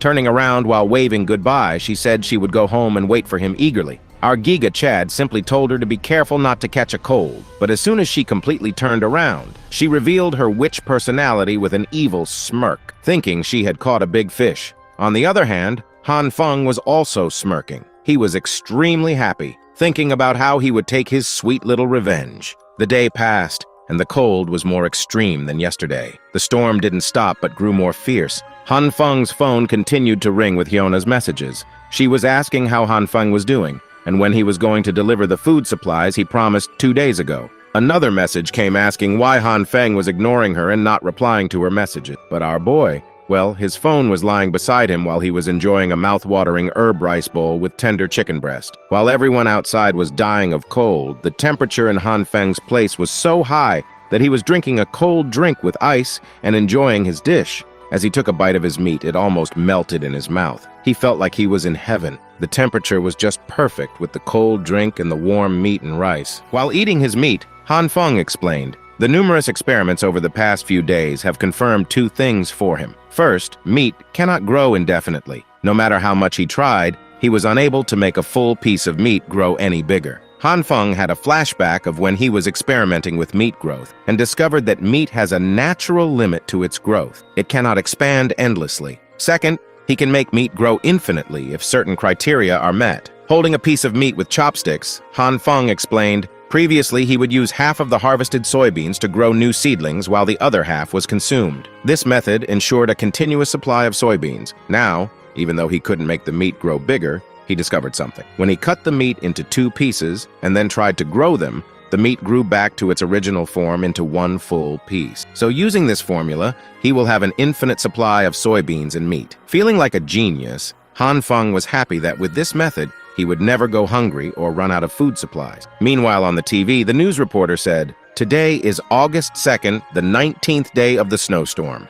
I'm currently in the Maldives, 78 kilometers from the equator, and the average temperature here has already dropped to -42 degrees. The entire island is almost buried under snow, and seawater is freezing at such a fast speed that it can be seen with the naked eye. Experts have detected that the thickness of the ice layer has already reached 55 centimeters, and the current disastrous situation is almost the same in every country near the equator. Han Feng, in his pajamas, was holding a glass of red wine, taking small sips. He said, "Haha, the reality is far worse than what the media has reported." Suddenly, a shock wave startled him. It felt like a huge earthquake. The glass of wine shattered in his hand, spilling the contents. Han Feng immediately pushed back the curtain and stood by the window, looking out at the city, which was in chaos. Explosions could be seen in the distance. This was the 7th explosion in the past few days. What on earth is happening outside? Han Feng thought, but he had nothing to worry about, as he had infinite supplies, and on top of that,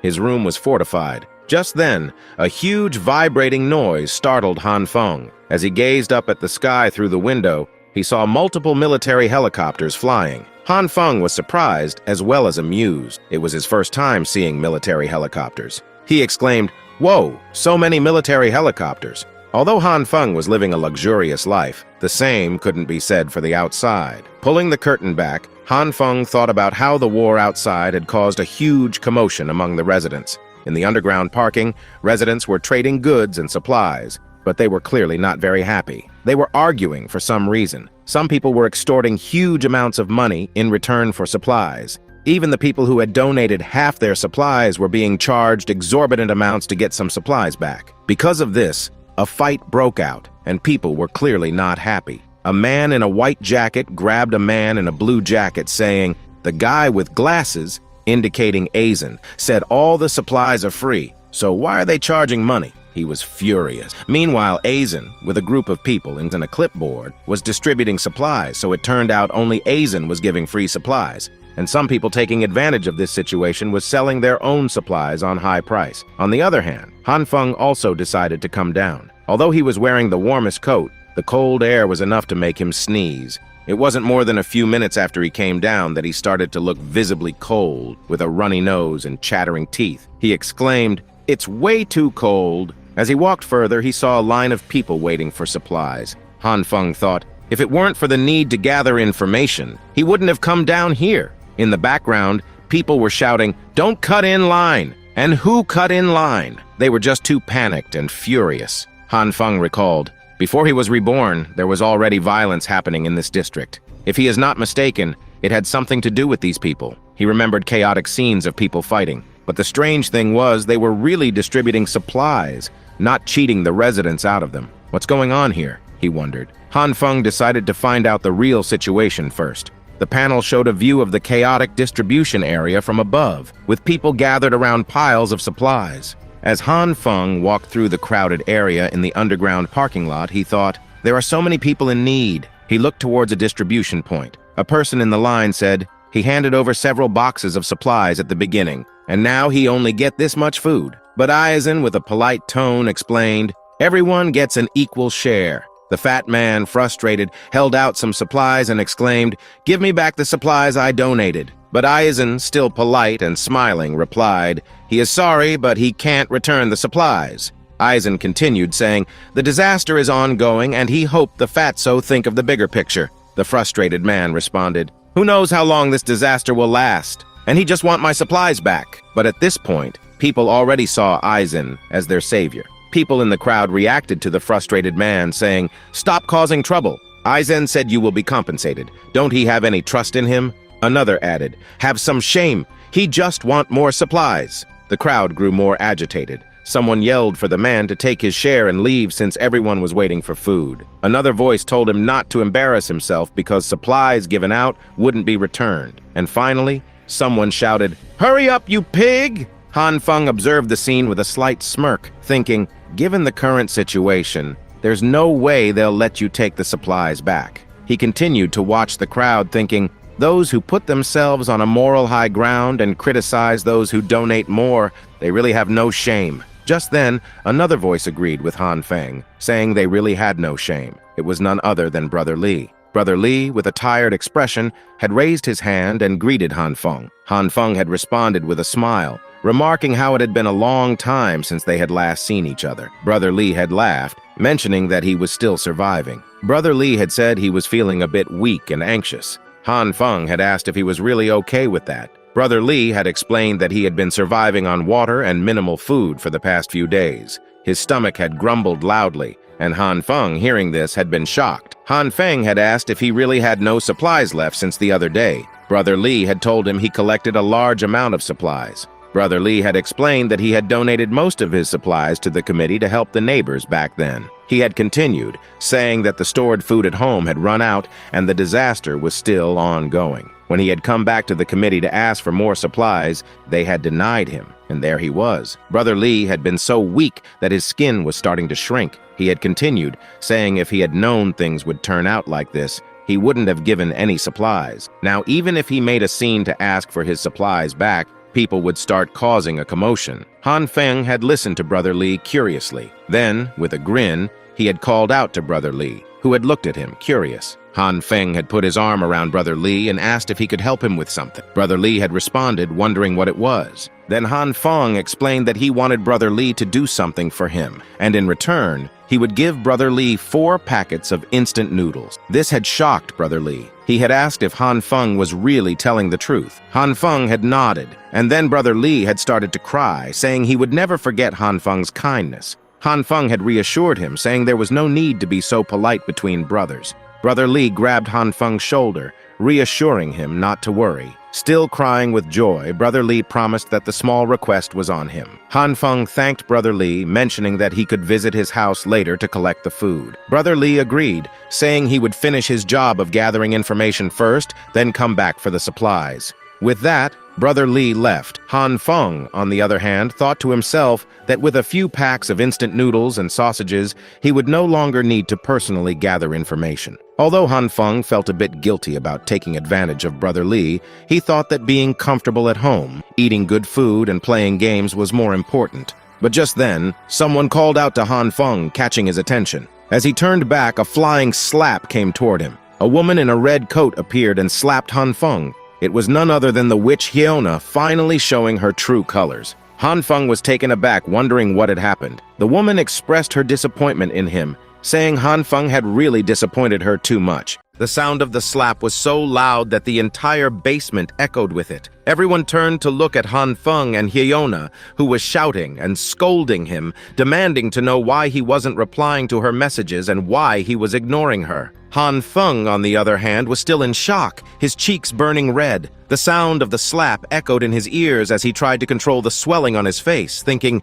"Did this bitch really just slap me in front of everyone?" He hadn't even settled the score from his previous life, and now, in this life too, she had slapped him in front of everyone. Han Feng had only wanted to make Hyona suffer a little, to make her crave food, but he hadn't anticipated that this witch would show her true colors so soon and slap him in front of everyone. Han Feng was furious, his anger so intense that veins started to pop on his face. With a deep voice, he thought to himself, "I will make this bitch suffer such a horrible death that even her soul will beg me to kill her." Meanwhile, Hyona continued to scold Han Feng, asking if he had gone deaf or if he had lost his mind. Han Feng just stood there in silent rage, saying nothing. He took a deep breath to calm himself, then with a dead serious and arrogant expression, he apologized to Hyona, thinking the time has come to deep fry Hyona in hell. Han Feng began his revenge plan by explaining how he had brought resources for Hyona, but when he stepped out of his door, he realized he had forgotten his key inside. By the time he came back out, all the resources were gone. Hyona,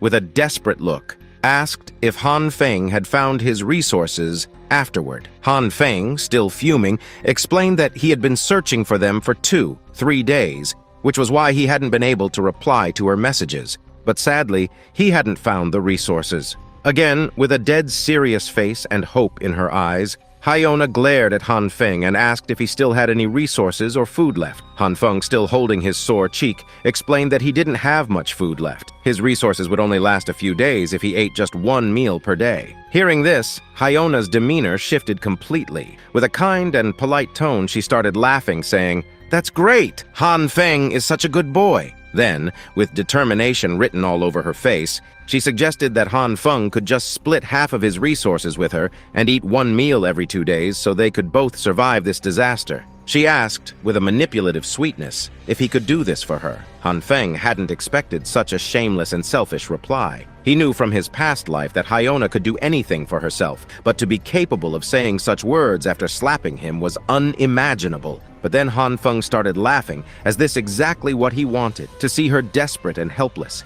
In Hyona's eyes, Han Feng was just a tool to be used and discarded. But this was Han Feng's first step toward taking revenge on Hyona. Han Feng agreed, showing kindness and politeness, and told Hyona that since he had promised her the resources, he couldn't say no. He was ready to share half of his supplies with her. Hyona, with a polite smile, thanked Han Feng and told him to bring all the resources to her house that very night, and Han Feng agreed, saying he would bring everything over. As Hyona turned to leave, she told Han Feng to quickly go home and pack his resources. As soon as she turned her back, Han Feng waved his hand behind her with a dead, serious face, a smirk playing on his lips, thinking, "It's going to be a lot of fun tonight." As night fell, the temperature dropped even further, and a storm raged outside. Hyona sat at home, holding her phone, shivering as she kept messaging Han Feng, asking where he was and why he hadn't arrived yet. Despite sending over 50 messages, Han Feng didn't respond, driving Hyona into a rage. She cursed him, wondering if he was going to break his promise again, like last time. Frustrated, Hyona decided to go directly to Han Feng's house to get the resources herself. When Hyona stepped out, she found that the lift had frozen due to the cold and was no longer working. She had no choice but to take the stairs. As she climbed, the stairs, also frozen, were treacherous, and one wrong step could send her tumbling down. She was shivering, weakened from days without food, cursing Han Feng under her breath. She thought to herself that if it weren't for the resources, she would never have even looked at a beggar like Han Feng. Once she got the supplies, she wouldn't let him off the hook. As she continued to climb, her knees ached, and her body, freezing from the cold, began to give out. She had nearly reached the 16th floor where Han Feng lived when suddenly, the building's lights went out, plunging her into darkness. Hyona, a little scared, heard footsteps approaching. She looked up and asked, "Who's there?" But there was no reply. Suddenly, a black bag started falling from above. In the darkness, she couldn't see it until it was too late.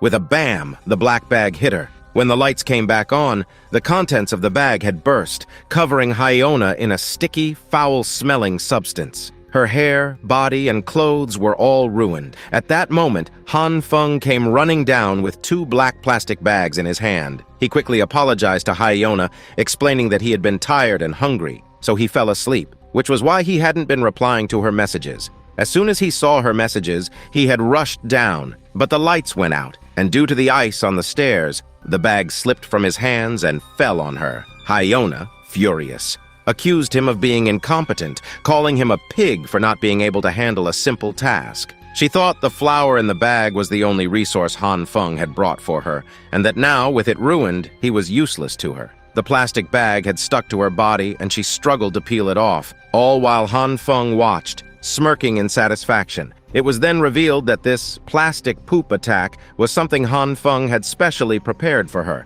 The bag had contained rotten flour mixed with his pee. Han Feng moved on to his next plan. He told Hyona that the flour wasn't the only resource. There were more supplies in the 2 small plastic bags he had brought. Curiosity piqued, Hyona eagerly took the bags from Han Feng. But when she opened them, she found that all the food inside was nearly expired or rotten, covered in mold. The food was unrecognizable. The tomatoes and fruits were rotten, and the meat was half-eaten and reeking. Hyona, disgusted, picked up Han Feng's meat, but it was so rotten that a sticky liquid oozed from it. She asked if the food was even edible, but Han Feng, enjoying every moment, controlled his laughter and told her it was all he had left, and he had to ration it carefully to keep it in stock. With a serious expression, Han Feng touched the plastic bag and offered to take it back if she found it too dirty, reminding her that he also had a shortage of food. But Hyona, desperate to survive, clutched the bag to her chest, insisting that she wanted it all. Han Feng couldn't help but enjoy seeing her so pathetic and helpless.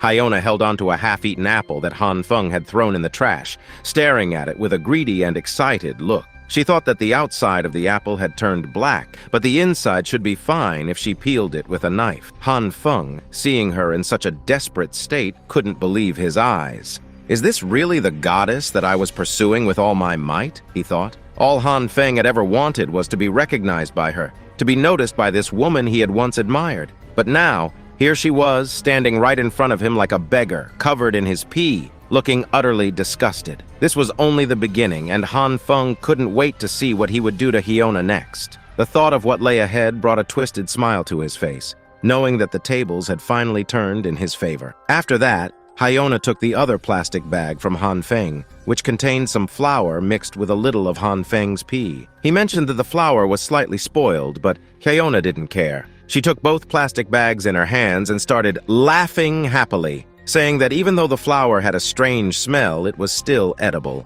Han Feng was extremely pleased, knowing she had no idea his pee was mixed in with the food she was so eagerly taking. As Hyona slowly made her way down the stairs laughing, Han Feng watched from above, thinking that the garbage he had given her should be enough to make her stomach sick for a few days. Satisfied, Han Feng happily turned around and headed back to his room, thinking that in such cold weather, all the water had likely frozen, meaning Hyona wouldn't be able to bathe. Once the flour dried on her body, the smell of his pee would become even more disgusting. He couldn't wait to see her in a day or two, but as soon as Han Feng reached his room, he heard footsteps approaching. He thought to himself, "Is Hyona going to try and kill me like last time after getting the resources?" His face turned dead serious as he pretended not to notice anyone and started walking normally. Then hurriedly he hid behind the corridor waiting for the person. Just then he saw the shadow of the approaching figure. Han Feng took a deep breath, preparing himself. As soon as the person stepped inside, Han Feng, with all his might, grabbed the person's chest and slammed them into the floor. With a dead serious face, he raised his hand and shouted, "Do you have a death wish?" But when Han Feng looked up, his mouth dropped open. It was none other than a damn freaking Lo Li, a girl with glasses and a jacket, now lying on the floor with Han Feng sitting on top of her. By this time, Han Feng still couldn't figure out who this girl was. Even as he sat on top of her, holding her chest with a serious tone, he demanded to know, who is she? Why is she following him? What does she want? But the girl just kept staring at Han Feng, not saying a word. After sitting in this awkward position for what felt like an eternity, Han Feng started to feel uneasy. Why isn't this girl saying anything? He wondered. Frustrated, Han Feng raised his hands and threatened her, saying he would tear off all her clothes if she didn't talk. But even that threat didn't faze her. She just lay there, staring at him. Han Feng couldn't figure out what was going on. Is this another one of Hyona's tricks? He thought. Did Hyona send her? Han Feng was at a loss. Finally, he got up from on top of the girl and told her to stop following him. He advised her to go home quickly, stop playing pranks, or else something bad could happen to her. As Han Feng started to walk away, he suddenly felt someone grab him from behind. Turning around, he saw that the girl was holding onto his hand. Confused, Han Feng asked what she wanted, but the girl just kept staring at him. By now, Han Feng was getting seriously irritated. He shouted at her to stop glaring at him. He warned her that if she didn't say anything, he would leave. Finally, the girl made a move. She lifted her right hand, turned around, and tried to pull Han Feng along. But she was so small that she barely had the strength to move him, her whole body shaking with the effort. Han Feng realized that the girl might be mute. It seemed like she wanted him to follow her. He asked if that was what she wanted, and the girl nodded her head. Suspicious but intrigued, Han Feng decided to follow her. After a while, they arrived at the girl's house. As soon as they stepped inside, Han Feng's mouth dropped open. The place was surrounded by heaters, making it hot and warm. The house was huge, with multiple generators running, keeping the lights on. Han Feng looked around, amazed at the setup. He wondered aloud if she had prepared all this in advance to survive the ice apocalypse. The girl nodded again, still silent. Han Feng was stunned. He asked her if she somehow knew that the ice apocalypse was coming, and once more the girl nodded. Finally, the girl took off her jacket and spoke her first words. Calculated result, Ice Age. Han Feng didn't understand. The girl then picked up a massive 69-inch iPad Pro Lolly edition and showed him a chat from a mysterious person who had warned everyone about the coming Ice Age. Han Feng's eyes widened in realization. This girl was the same mysterious figure who had messaged the group chat about the world ending. Surprised, Han Feng wondered if she had somehow regressed, just like him. He couldn't ask her directly, but he did ask how she knew the Ice Age was coming. Instead of answering, the girl simply pointed to a screen. Han Feng turned and saw a video of himself on the screen. The girl had installed CCTV cameras throughout the building, and the footage showed Han Feng carrying a ton of resources up to his apartment. Another video showed him transporting oil and fuel for his generator. And finally, one clip featured him bringing a big gun from Brother Lee to his house. Han Feng was shocked and bewildered, realizing that she had been monitoring him all along. Before he could say anything, the girl began to strip naked slowly. Han Feng's heart nearly stopped as she removed her top. Damn, he thought, she's cute. Waifu material for sure. But then he quickly snapped out of it, shouting, "Why are you suddenly stripping? I don't want to smash small kids." But it turned out to be a misunderstanding. The girl simply muttered, "Hot!" explaining that she was taking off her clothes because of the heat. Han Feng, still flustered, shouted, "How can you change in front of a stranger? At least keep your pants on." The scene shifted, and the girl was now fully dressed again, sitting by her laptop. Han Feng, sitting on the sofa, wondered just where he had gotten himself stuck. Even after some time, the girl still hadn't spoken much, leaving Han Feng to summarize what he had learned. He figured that she had been suspicious of him because of how he was slowly accumulating resources. She must have calculated that a snowstorm was coming and monitored him to see if there was any chance of cooperation. The girl shook her head in response, making it clear that she wasn't good with words. Suddenly, she started crawling toward Han Feng, getting dangerously close to his little PP. She stared intently at his meat, and Han Feng began to blush, staring at her butt, shouting in his mind, "Hey, hey, hey, what are you doing?" He even considered, should I smash her? But what he feared didn't happen. Instead, the girl pulled out a generator from beside the sofa, bringing it in front of Han Feng. She gestured for him to teach her how to use it. Han Feng's fun was ruined, and with a bit of shyness, he taught her how to operate the generator, explaining the meaning of each button, how to put fuel in, and how to start it. But the girl's questions didn't stop there. She pointed toward the fridge next. Han Feng went over and found a water heater and purifier. He also explained how to use them, which buttons to press for hot water, and how to shut the machines down. As Han Feng looked around, he noticed a lot of raw meat, fish, and other food just lying on the floor. Shouting, he told her that all the food needed to be kept in the fridge,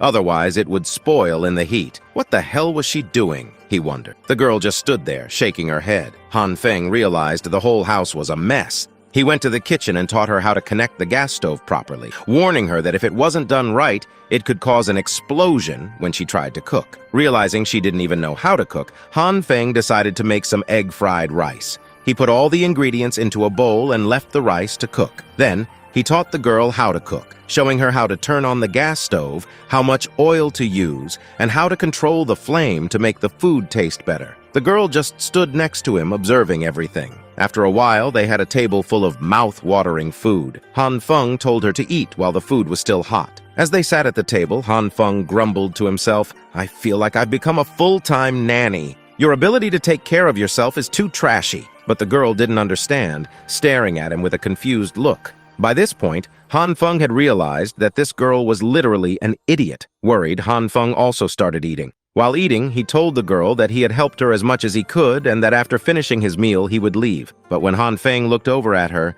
he saw that she had fallen asleep at the table. Han Feng sighed and gently picked her up, placing her on the sofa and covering her with a blanket. As he looked at her, he thought, "It feels like she's my own kid and I'm taking care of her." And surprisingly, that feeling wasn't bad at all. The next day, someone rang the doorbell of Han Feng's house. Still half asleep, he opened the door and found the same lolly girl standing there. She had brought a lot of return gifts for Han Feng, including water, food, meat, and other resources. In a very cute and innocent voice, she said, "These are all for you, Han Feng." Han Feng immediately understood that she needed something in return. He asked her, "You need something, right?" The girl, who had brought a generator with her, asked Han Feng if he could teach her again how to use it. She explained that the buttons were too confusing and she hadn't been able to figure it out. Since yesterday, her house had been without electricity. Han Feng sighed and agreed, taking the generator back to the girl's house. After a few days of interacting with her,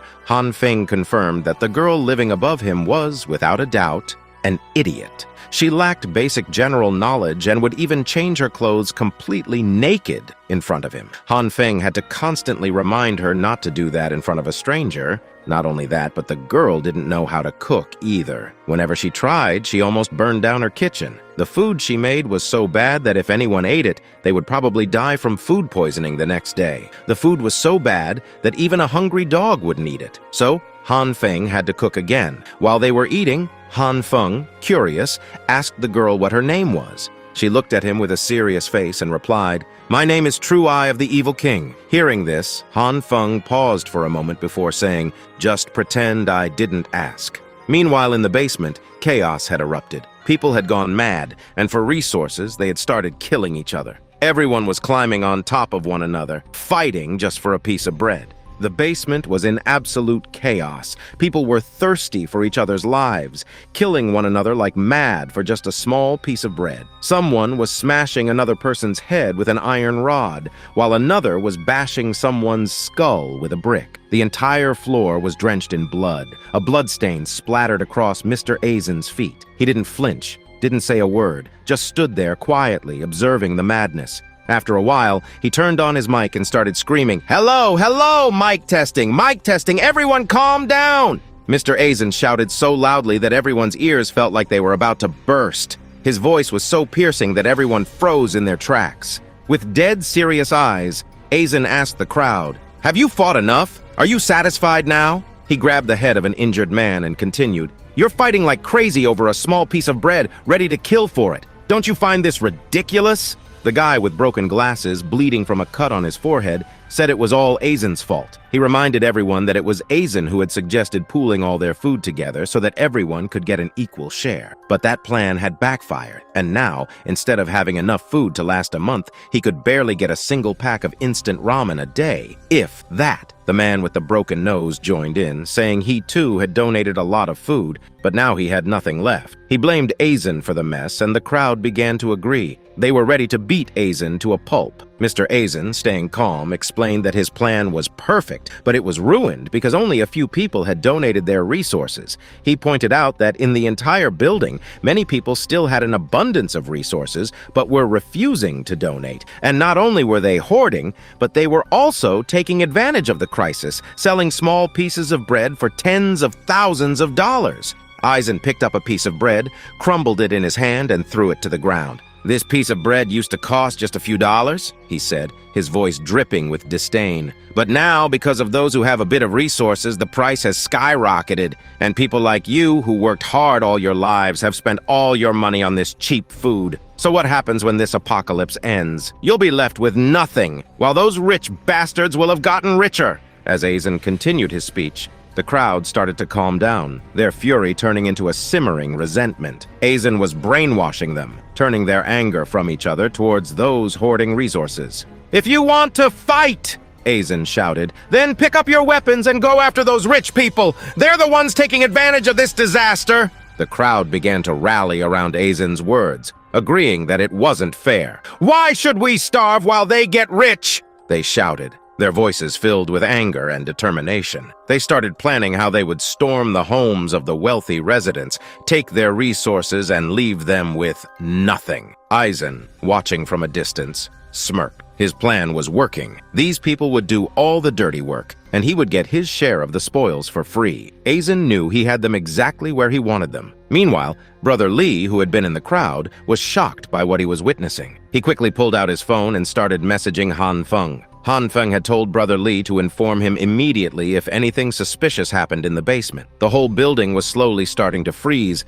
but Han Feng was peacefully sleeping, reading hentai manga. Han Feng was suddenly jolted awake by his phone ringing. Groggily, he saw Brother Lee's frantic messages explaining that a huge mess had unfolded in the basement. The people had gone crazy, armed themselves, and were planning to raid the homes of those with resources. Mr. Aizen had stirred them up, uniting them to loot the rich residents. Han Feng's eyes widened in shock. He realized that these crazed people might come for his house. Without a moment's delay, he locked the door, closed all the windows, and pulled down thick curtains. As he did so, he thought to himself, "I didn't think things would escalate like this." For such a situation, Han Feng had stored a machine gun and a sniper rifle in his house. He didn't want to use them on humans, but if it came down to it, he would defend himself at any cost. He imagined his starving, crazed neighbors standing at his door. Could he really bring himself to shoot them? But now wasn't the time for such thoughts. Han Feng hurried to his storeroom, grabbing 2 gas cans and a bunch of wires. He quickly set up a mini-bomb at his door and electrified the entire entrance. If anyone tried to force their way in, the door would explode, taking out everyone nearby. Just then, the lights in the building suddenly went out. Han Feng peered through the curtains and realized that the power had gone out in all the surrounding buildings as well. Panic started to spread as people began screaming. Why did the lights go out? Han Feng knew this wasn't just a temporary blackout. This is it, he thought. The power grid had been struggling under the constant demand for heat, and now it had finally failed. In such a bitter cold, fixing the power would be impossible. Han Feng slowly made his way to the generator, poured in some fuel, and started it up.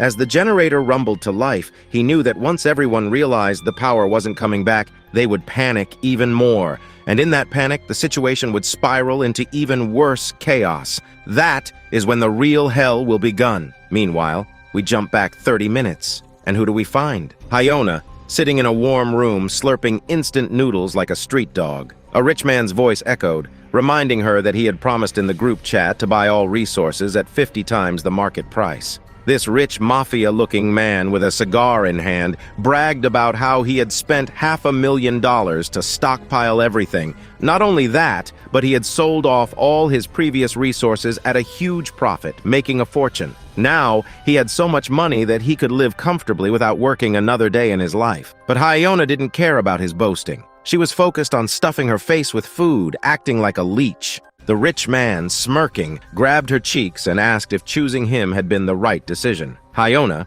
ever the opportunist, smiled sweetly, agreeing without hesitation. The rich man, still smirking, knew exactly what kind of person Hyona was, but he didn't care. All he wanted was to smash her. He thought to himself, as long as he had resources, he could do whatever he wanted with her. The atmosphere was heating up, and the rich man was planning exactly how he would enjoy his time with Hyona. But suddenly there was a loud bang on the door. Voices outside shouted that they had searched all the rooms on this floor, and only this one was left. The rich man, confused and a bit panicked, got up from his seat and went to the door. He muttered about who would dare disturb him at this hour. As he reached the door, he heard more shouting from outside, demanding tools to break it down. The door shook violently as the people outside tried to force it open, pushing the rich man back. He was now standing there, terrified, unsure of what to do. Outside, the shadowy figures of people wielding weapons loomed closer. Among them, a man holding the same weapon that had killed Han Feng in his previous life. Could it be that this shadowy figure had been the one to kill Han Feng in his past life? Or was it this rich man? The truth would be revealed soon enough. Back in the present, Han Feng's place was a total mess. His machine gun was lying on the floor, garbage scattered everywhere. The heater was blasting, wires were tangled up all around, and Han Feng was struggling to install an electric circuit on his door. He was trying to rig it so that anyone who tried to force the door open from outside would get a nasty electric shock. But despite working on it for over half an hour, there was no power running through the circuit. Han Feng had followed all the instructions, connected all the wires correctly, but still nothing. Frustrated, Han Feng thought maybe he should swap the blue wire with the red one, and the red wire with the blue. As soon as he did that, bam! A small explosion went off right in front of Han Feng's face. Thankfully, he wasn't injured, just startled. Han Feng threw the wires down, coughing loudly, waving his hand to clear the smoke from the air. "Why is this so difficult?" he muttered to himself. "If only the internet was working, I could have figured this out with a tutorial." Just then, there was a knock at the door. Han Feng jumped, startled, and quickly peeked through the peephole.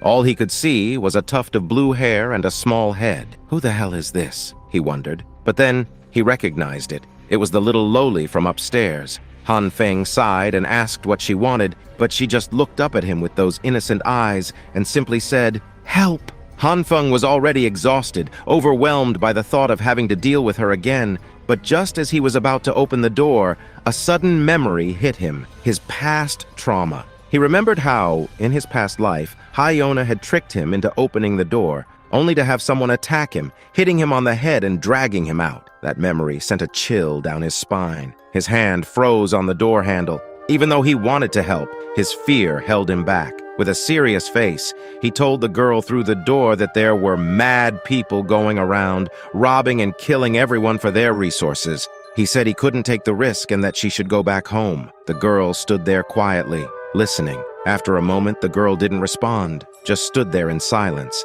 Then after a few minutes, there was another knock. But when Han Feng looked through the peephole again, he saw that she wasn't standing in front of the door anymore. Where did she go? He thought, a bit relieved. But soon, we see her sitting right next to Han Feng's door, shivering in the cold, trying desperately to keep herself warm. Meanwhile, voices echoed through the hallway. "We need to loot this floor fast, before anyone else shows up!" someone shouted. The girl's eyes widened in fear as she turned to her left, hearing footsteps getting closer. 2 or 3 people were talking about how they had already ransacked the 18th floor and only a few houses were left. The footsteps got louder, and suddenly, a hand appeared at the end of the corridor, just inches from Han Feng's door. Whoosh! All those people gathered right in front of Han Feng's door. Their leader scanned the area and said, "This place doesn't look like it's been looted yet. Let's get this done quickly and get out of here." There were 4 of them, each armed, one with an iron rod, another with a hockey stick. They were standing just outside Han Feng's door, but the girl was nowhere in sight. The scene shifts, and we see Han Feng sitting inside, holding the girl close, covering her mouth so she wouldn't scream out of fear. Outside, the group started banging on the door, shouting that they were from the association and had brought supplies. "Can you please open the door?" they yelled. But Han Feng wasn't stupid. He knew that if he opened that door, it would be the end of him. He just sat there, silent, hugging the girl tightly, holding his breath. Not hearing any response, the people outside began kicking the door, trying to break it down. The door shook violently, but even after 5 minutes of relentless kicking, it didn't budge. Han Feng looked down at the girl and whispered, "Don't worry, I reinforced the door. Even a military tank couldn't break it down." The girl didn't say anything, just sat there quietly, still shivering. 5 or 10 minutes passed, and the people outside were still trying to break in, focusing now on the door handle. They were desperate to break it, hoping to pry the whole door open, but they couldn't even manage to break the handle. Frustrated and confused, the intruders began shouting, "Why won't this door break?" Eventually, they decided to move on, marking Han Feng's room as a special one. They planned to come back later with more people and tools to break it down. Han Feng breathed a sigh of relief as they left. But then, a sudden realization hit him. He had pressed down on the lowly's mouth so hard she might suffocate. Panicked, he quickly released her and started apologizing profusely. He hadn't meant any harm. He just wanted to save her. But there was no wrong intention behind it. The girl, however, didn't say much. She just muttered a quiet, "Thanks." They sat there for a moment in awkward silence. After what felt like an eternity, they realized the intruders hadn't come back. Han Feng breathed a sigh of relief, but he knew this wasn't over. He knew those people might return, and he needed to be ready. He grabbed the red and blue wires again, determined to fortify the door with electricity as quickly as possible. "Next time they show up, they're getting a nasty shock," he muttered to himself. As Han Feng struggled with the wires again, he grew increasingly irritated. "Why is this so difficult?" he grumbled. Suddenly, the girl started mumbling something. Equations, physics terms like E/mc2 and voltage equals light. Stuff Han Feng didn't understand at all. Confused, he asked her, "Do you know how to do this?" The girl nodded and said it was simple. She began instructing Han Feng, explaining how to wrap the bare wire around the door handle to insulate it, connect the ground wire to the door handle, and finally turn on the power. Han Feng followed her instructions, though a bit nervous about another explosion. But when he flipped the switch, voila! The door was electrified and no blast happened. It worked! Han Feng was surprised and impressed. He asked the girl how she knew all this at such a young age. The girl just sat on the sofa, legs folded, and said something about the true eye of the evil king, being able to see all the truth in the world. Han Feng rolled his eyes, realizing she was just talking nonsense again. "Just pretend I didn't ask," he muttered, taking the wires back to his toolbox. But then, the girl walked over to a closet and started pulling out a bunch of stuff. Toys, water bottles, a teddy bear, basic necessities. She spread them out on the sofa and declared, "The true eye of the evil king will reside here." Han Feng didn't take her seriously at first, just nodded along. But then, it hit him. "Wait, what did you just say? Are you kidding me? You can't stay here. You need to go back to your own home." Still covered in wires, Han Feng stumbled over to the girl, trying to reason with her. But his foot got tangled in the wires and he fell, feeling like it was all happening in slow motion. He crashed to the floor, tools, toilet paper, and slippers flying everywhere. When he opened his eyes, he noticed something strange. A purple aura was glowing from his hands, but the real surprise was that he didn't feel any pain from the fall. Somehow, the table he had crashed into had turned soft like a cloth. Han Feng was able to pick it up with his hands. It had turned into a leather-like material. Han Feng looked at the table, then back at his hands, which were still glowing with that purple aura. Is this my new ability? He wondered. Could it be that this purple light had turned the coffee table into this soft material? But it wasn't just the table. Han Feng noticed that the toolkit next to him had also turned soft and rubbery. He decided to test his power on a hammer lying on the floor. As soon as he touched it, the hammer became slimy and flexible. Han Feng couldn't help but smirk as he jiggled the slimy hammer, realizing that this purple light could make anything soft and slimy. But then he remembered he wasn't alone in the room. He looked up, suddenly realizing that the girl was staring at him with curious eyes. Shit, I fucked up! And the girl just kept staring. And this is where the episode ends. Write next part in the comments if you want the next part fast, and make sure to hit that 5,000 likes. Goodbye. Ik dan.